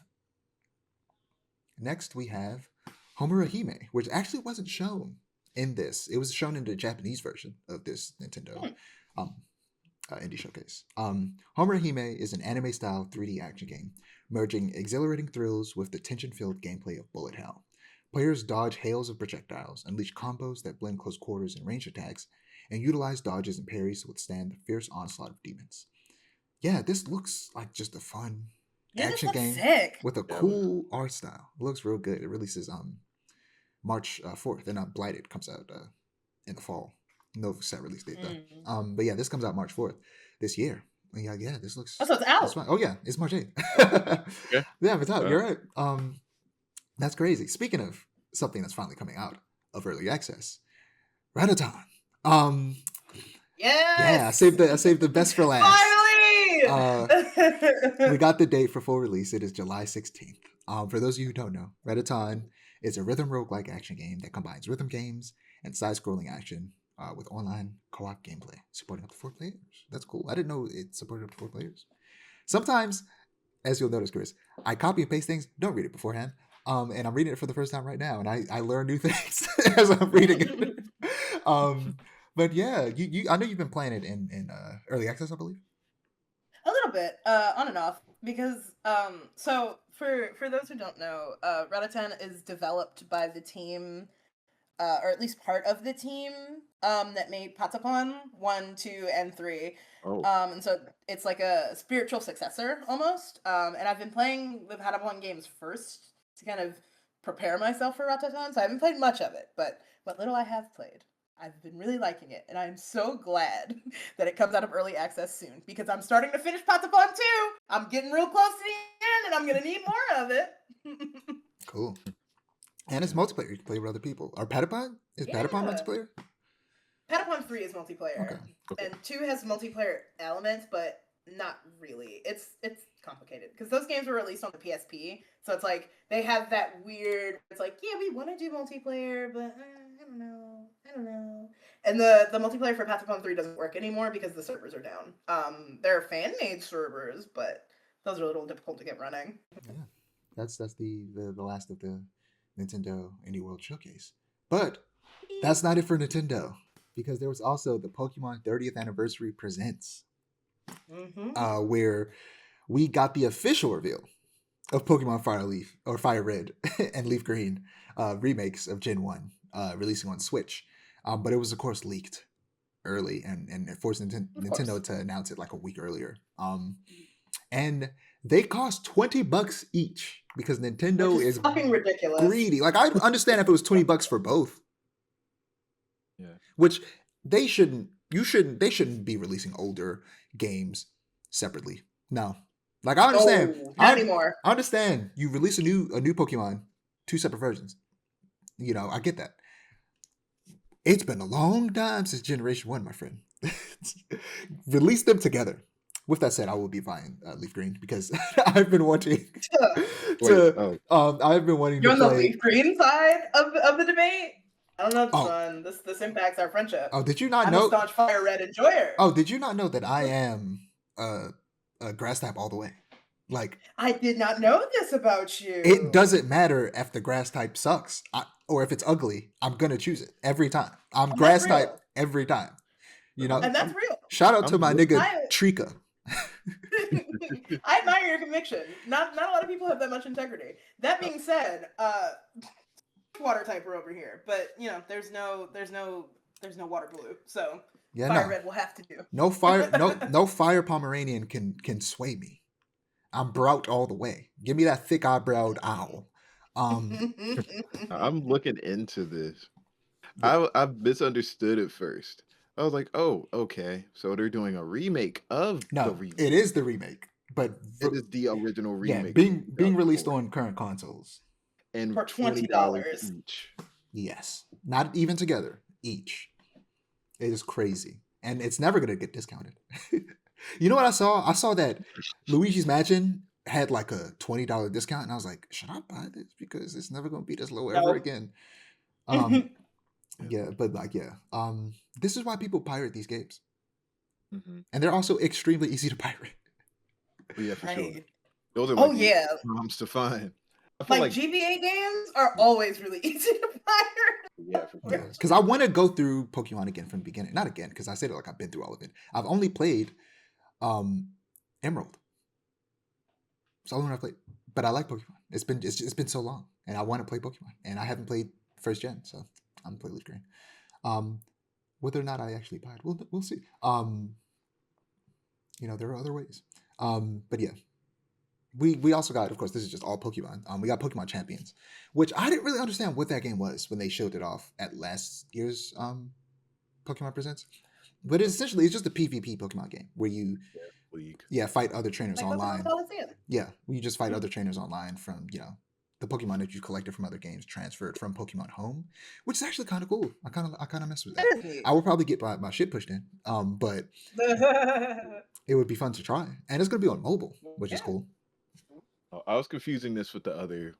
Yeah, I never heard about this. What was that one Pokemon game that was kind of like a league type game? Oh yeah, I know what you're talking about. Pokemon. Was it Pokemon Unite, or is that something? Okay, it might have been Unite. I think so, actually. I'm looking at it. Yeah, it's Pokemon Unite. Yeah. Yeah, that's a cool idea, but yeah, PvP would be tough. That would do. Yeah. Yeah. Just playing against other players who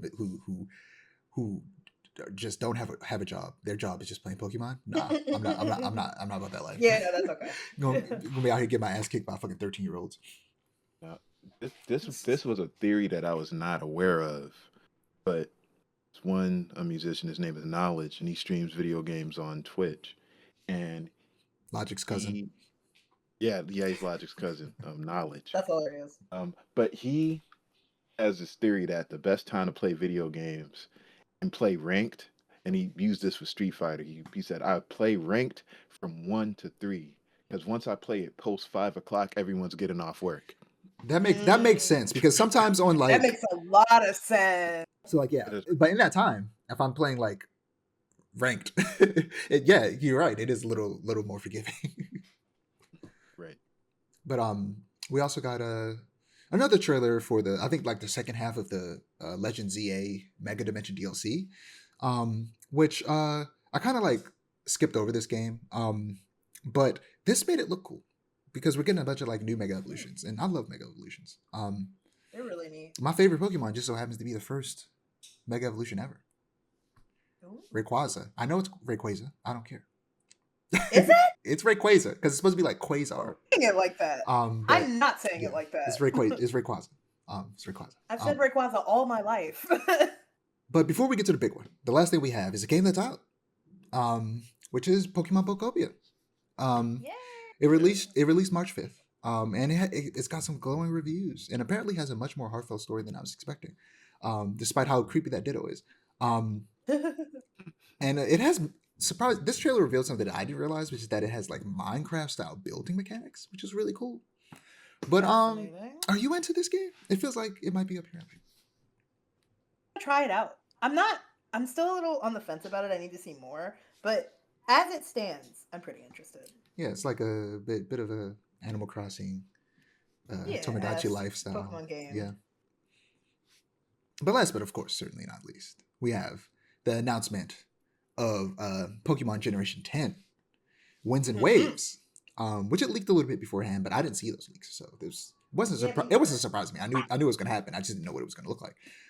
Actually, no, I did see the leak of the name, but there were like pictures as well. I didn't see the pictures. And it's releasing exclusively for Switch 2 in 2027. Yeah, and based on the vistas from the trailers, people assume that the new region is heavily inspired by South Asian islands like the Philippines, Indonesia, Malaysia. That's fun. Yeah, it was revealed that we'll be traveling underwater to capture Pokemon, which as far as I know, this is a first. Yeah.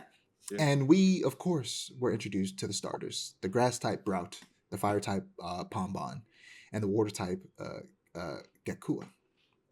Like I said, I'm a strict grass type starter since I played my first Pokemon with Emerald and chose Trico. So I teeter-totter between water and fire, and I fear that I am obsessed with that Littlest Pet Shop looking thing. So usually for like newer Pokemon games that I have no experience with, I wouldn't pick a water type, but that little lizard, I'm obsessed.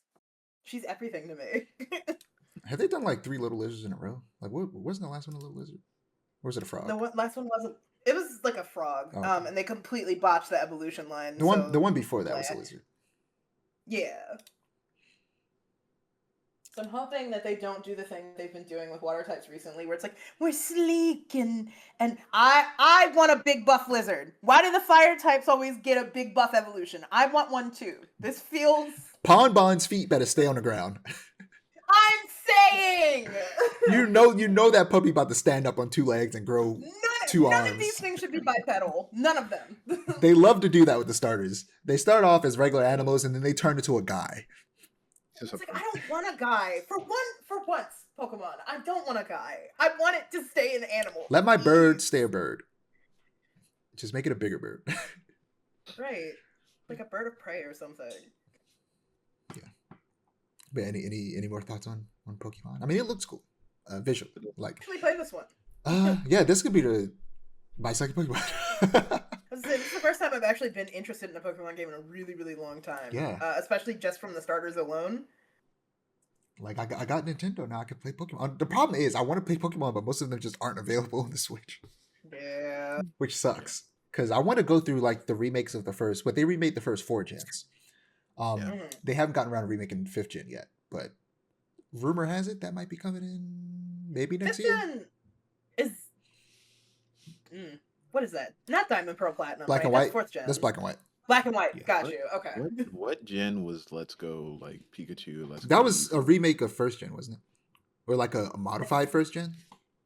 I think so. Like Pokemon Yellow and stuff. I don't know. Gotcha. Let me double check that actually. Oh no, it was Gen 7. Oh. We were way off. Oh shit. But then also Gen 7 seems so like that seems like so long ago. Yeah. I mean, it's 2018. I know, which is insane to me that was almost 12 years. No, that was 12 years ago. It's almost 12 years ago. But yeah, Pokemon, man. It's been around a long time. 30 years. Coincidentally, 30 years. That's what this whole event was for. Moving on to the very last thing I have for reviews. And that is, of course, Resident Evil Requiem to wrap up this podcast. I beat it. Yes. I finished it. I ran through it. I focused on nothing but Requiem. The day ended. It was Requiem time. Just initial thoughts, base thoughts. It was awesome. Good, great game. This is Definitely simultaneously the scariest and most action-packed Resident Evil that I've played. When you're alone in the dark with headphones on, certain parts of the gray sections are horrifying. While on the other hand, the Leon sections are just pure fun action that I low-key want spun off into not just a spin-off like a Resident Evil spin-off, but a whole new IP. But I'll talk about that later. Get into the stories and characters without spoiling anything. Leon is more grizzled, but still drops an ungodly amount of one-liners for no reason. Oh my god, Like, it's so funny. I was watching somebody stream it. I would like a second opinion. Yeah, yeah. I was watching somebody stream it, and they said like this is like a medical condition for Leon. He has no choice. Like he has been so scarred by all these zombie apocalypses that he has to like make light of the situation, otherwise he'll go insane. And like in real life, like they said like, well, his father will die or something, and he'll just be like, well, I hope the apple doesn't fall from the tree or something like that. And they're like, Leon, you gotta stop, man. You gotta stop. This isn't the time. But yeah, Leon's great. Grace is easily the best new character in a while because she's an actual character. Whereas Ethan from 7 and 8 was a cardboard cutout that was meant to be like an audience surrogate in 7 that they tried to actually make a character in 8 but failed miserably. It makes me sad because I really do like Ethan Winters. I wish he was done a little better. I mean, he's just a guy. Ethan they just put his hands through a lot. Yeah. Yeah. He's just a guy. He's just a dude. Yeah, I think this is the best Resident Evil story I've experienced, but it's still not as good as I'd like them to be. And that's always been, I think, one of Capcom's weakest points that I hope they fix one day, where I feel like they aren't the best at writing specifically. And in the same strain from Kind of Funny Games, they mentioned like they start talking about the story and how it's better than most Resident Evil stories, and then they start to like talk a little bit about like I think they were comparing the gameplay of Leon to like gameplay in The Last of Us, and then they mentioned like they could see Naughty Dog making a Resident Evil game, but they couldn't really imagine Capcom making a Naughty Dog or a Last of Us game because they just don't have the storytelling chops.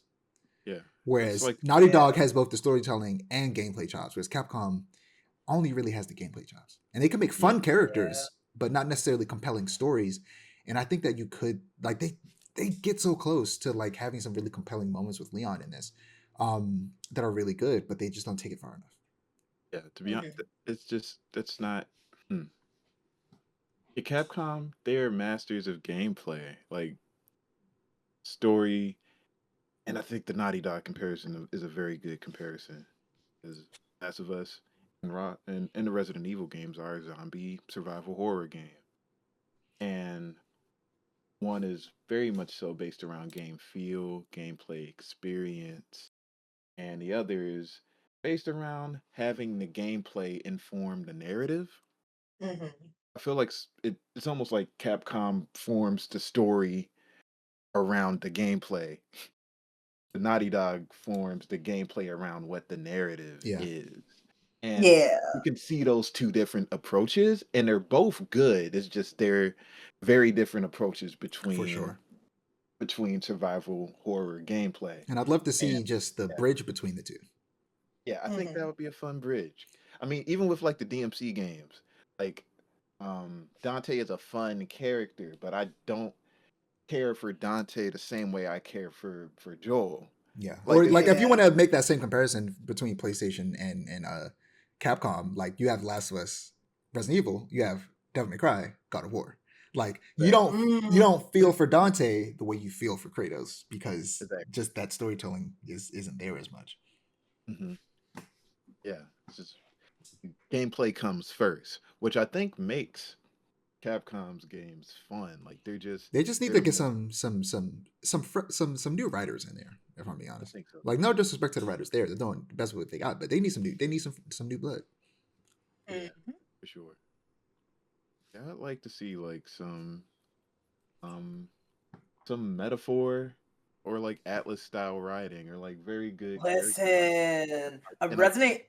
Look, yeah. for me Oh, though, Oh, for there's sure. a Yeah. Hey, yeah, for sure. like specifically there's so much potential specifically with Jill Valentine. true. She go through Yeah. some shit in Resident Evil 5 that like should have a heavy impact on her. And the next time she shows up, I need to see that impact.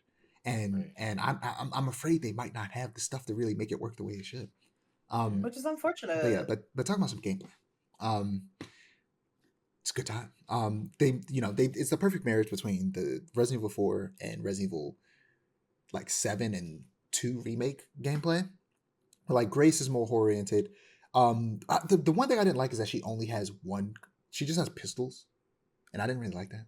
I wish she had other gun types, but yeah, she just has a pistol and that's it. But it's still, but she has a bunch of some other stuff she can use. Like so you can make this thing called the hemolytic, not converter injector that you stab a zombie with and they just explode. And like you collect blood and use blood to make various different things like ammo or those injectors. Um, or you could combine it with herbs to make a full healing health injector. And here's the thing: a lot of people play the gray sections stealthily. They sneak past zombies. They don't waste ammo when they don't have to. They use injectors. Let me tell you something. When I'm playing this game, they call Grace walk 'em down Ashcroft because I'm Hell murdering no. every single zombie in my path. They say the reviews claimed, "Oh, you can't kill every zombie." You're right. You technically can't kill every zombie because sometimes they just don't die. They get back up, or they turn into a crimson head, which is an enhanced state where they get more powerful, faster, take more bullets to take down. Not for me though, because I just shoot them in the legs. They drop to the Not y'all ground, say safe. stab them with the hemolytic inverter or injector. They blow up. But like yeah, I killed so many zombies that by the time it got to Leon's section in the hospital, he only had to deal with like 3 crimson heads. That's crazy. That's I insane of you. ran through that hospital. I murdered them all. That's how I play Resident Evil. I kill everything. So like yeah, after it got through that initial scary part, no more fear. They were scared of me. Okay? I wasn't locked in here with them. They were locked in here with Right. They're me. not to hear you. That's And hilarious. like yeah, like the first half is like very Grace heavy, and then the second half is Leon heavy. It's just pure action, good time. Back in Raccoon City, the Remnants, it's very fun. And like yeah, I guess that's about all I want to say about the gameplay. Without spoiling anything. But it was a good time. I loved it. It is my third favorite. Okay, I think 4 and 2 are still above it. Because I feel like it's a jack of all trades, master of none type situation where it's like it does both Mm. good, like really good, but it doesn't necessarily do all the They're not like stuff, groundbreaking. I love about Resident Evil 2 remake that makes it my favorite Resident Evil, as well as Resident Evil 2 does it. It doesn't do necessarily everything I love about Resident Evil 4, like as well as Resident Evil 4, because it has to split it between the two, and I hope that they could learn how to marry those two things together better in the future. But yeah, still a really good time. Still like it more. Still like it more than 7 and 8 though. Not that those are bad games, still incredible games. And 3 remake, but it just so happens that I like this more than this. It was a good time. Loved it. Mm. Want to talk a little bit about like the future again without spoiling anything. Resident Evil 10, Rex, if you will, REX. They're probably gonna call it like Resident Evil Extinction. That just makes sense. That'd be hard. But maybe that's too basic and they want to do something different. They might just find a word that has like an I and an O next to each other so they can make it look like a 10. Yeah.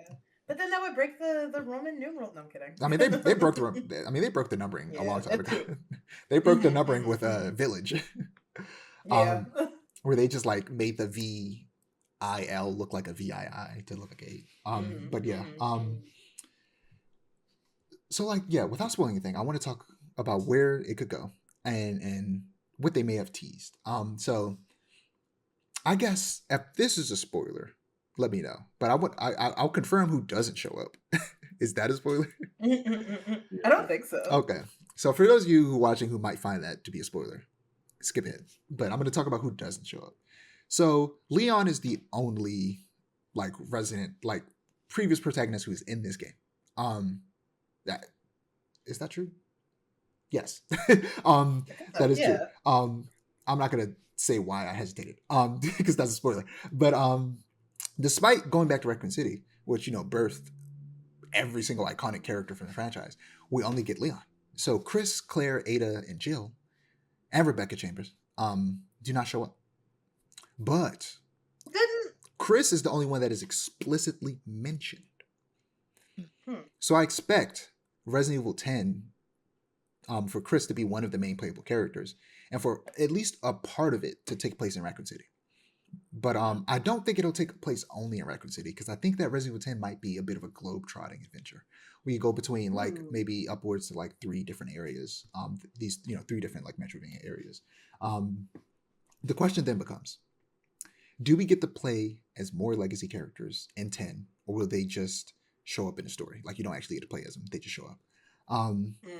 I think that they probably want to try and avoid another Resident Evil 6. Where you played as 6 different characters, and people didn't like that because it was too long and it was too action oriented and all that jazz. So we probably won't play as more than 2 characters at a time. I predict that the story is going to be split in 2, like Requiem, but it will be split between 2 co-op experiences. So you'll be playing as 2 characters each storyline. The problem with that, a fun way to handle it, becomes how will they balance horror and action with co-op? So I could see Chris and Jill being the action-focused duo, as a reference to the fact, they were the first 2 playable characters. And for the more horror-oriented duo to be Claire and a new character. Or if not a new character, even though I would prefer a new character, it would be Claire and Rebecca Chambers. Because what those 2 share in common and why they would work as the horror-oriented characters is that neither of them like have dedicated their lives and bodies to training and actively fighting zombies. Claire is a reporter, and Rebecca is a researcher. She's a scientist now. So them going out into the field, they like you go through one zombie apocalypse, you're gonna keep up with your training and make sure you keep that thing on you. But you go through 3, like Claire has. You're locked the fuck in. You probably got a shotgun in your back pocket. So they're still gonna like be less scared than a normal person because they've been through this before and they probably keep up with their gun training. But they're not gonna not be scared because, like I said, they haven't dedicated their lives to actively seeking out this. So yeah, that's how I think that's the direction I think they could go. And like if 10 were to come out after the Code Veronica and 5 remakes, as rumors suggest, then I think that makes the chance of it being co-op even higher. Yeah.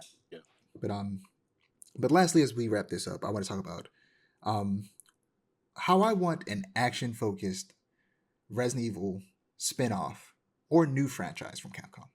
I think that it's time for us to get another Devil May Cry. And I don't mean an actual literal Devil May Cry. I mean how Devil May Cry started out as a prototype for Resident Evil 4 before becoming its own game. I want them to make a new game that spins off from the Leon style of gameplay, where you have an axe. In Resident Evil 4, which you're watching somebody play right now, and you got the knife. Yep. You can pair yourself with the knife. Yep. But the slashes you do with the knife are super basic and whatever. But the slashes you do with the axe, the hatchet, in Requiem are this like damn near like an action game, like a hack and slash. And like building on that on top of the weapon gameplay and the parry and adding like a dodge roll, you could make a really sick action survival horror game. That would be fun. But I wouldn't necessarily want that to be a Resident Evil game because I still want them to lean heavily into horror of Resident Evil. So it would be better as Right. like its own thing.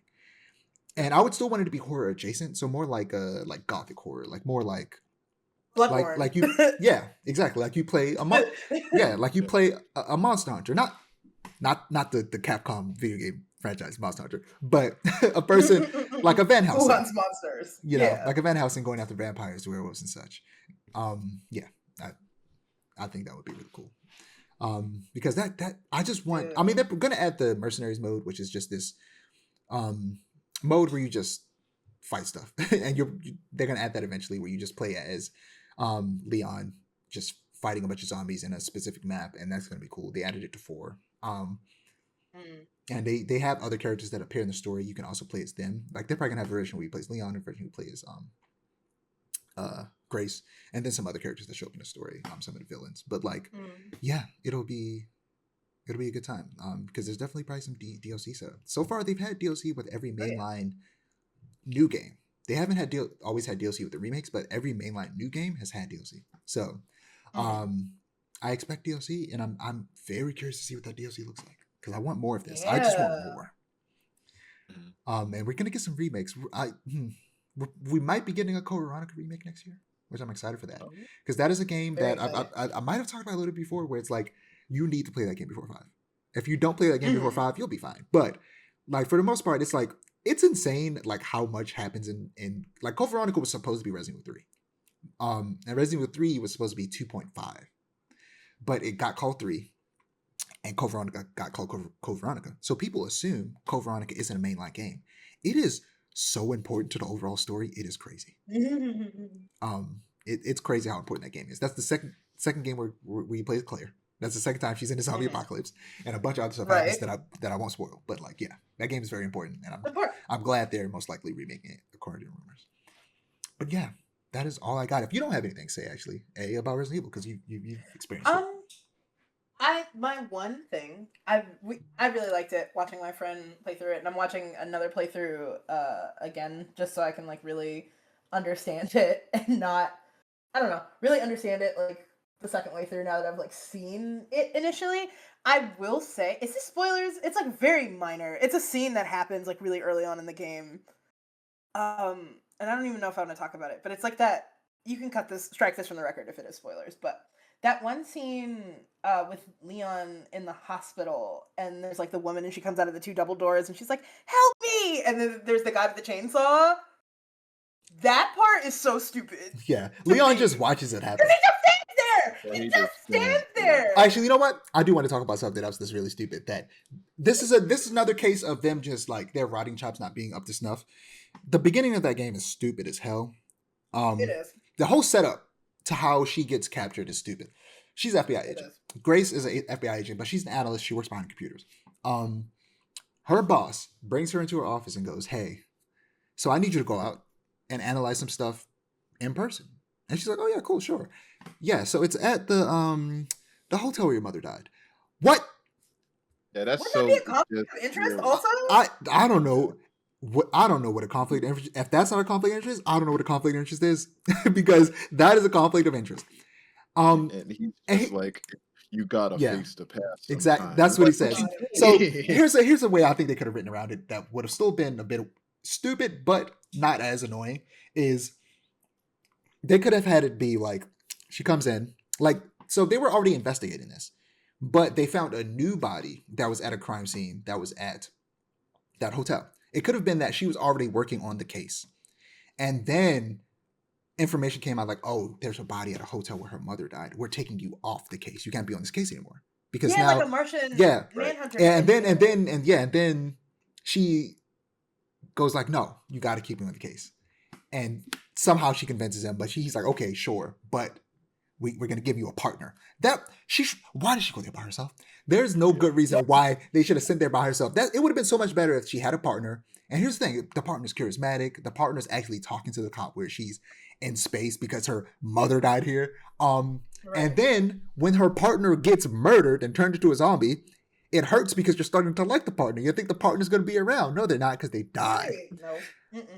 Like they could have written it in a way to make it make more sense and make it a bit more emotional. But like I said, they just don't got the chops like that to actually make it work. They're too busy writing Leon one-liners. Right, yeah. That was all their time. All their time was Right. writing one-liners, making sure that Leon looked sexy. Yeah. Mhm. It's like it's Which planned about it's sorry, go ahead. they did a good job of. That's all. They specifically got the female members of the staff to design Leon. hmm And it's like you're like we need Grace to go through a scary set piece at the beginning of the game. And that's it. They're just like, we'll use whatever we can to get her there by herself. Like you said, like the gameplay is what inspires the story versus the story inspiring the gameplay. So like yeah. But yeah, that's all I got. You guys don't have anything else? That's all I got. Okay. Oh, yeah. You can find all of our ads in a link in the description. Don't forget to like, comment, and subscribe to our channel if you want to see more storytelling content. And to click the notification bell so that you're notified when we post. Peace. See ya. See you.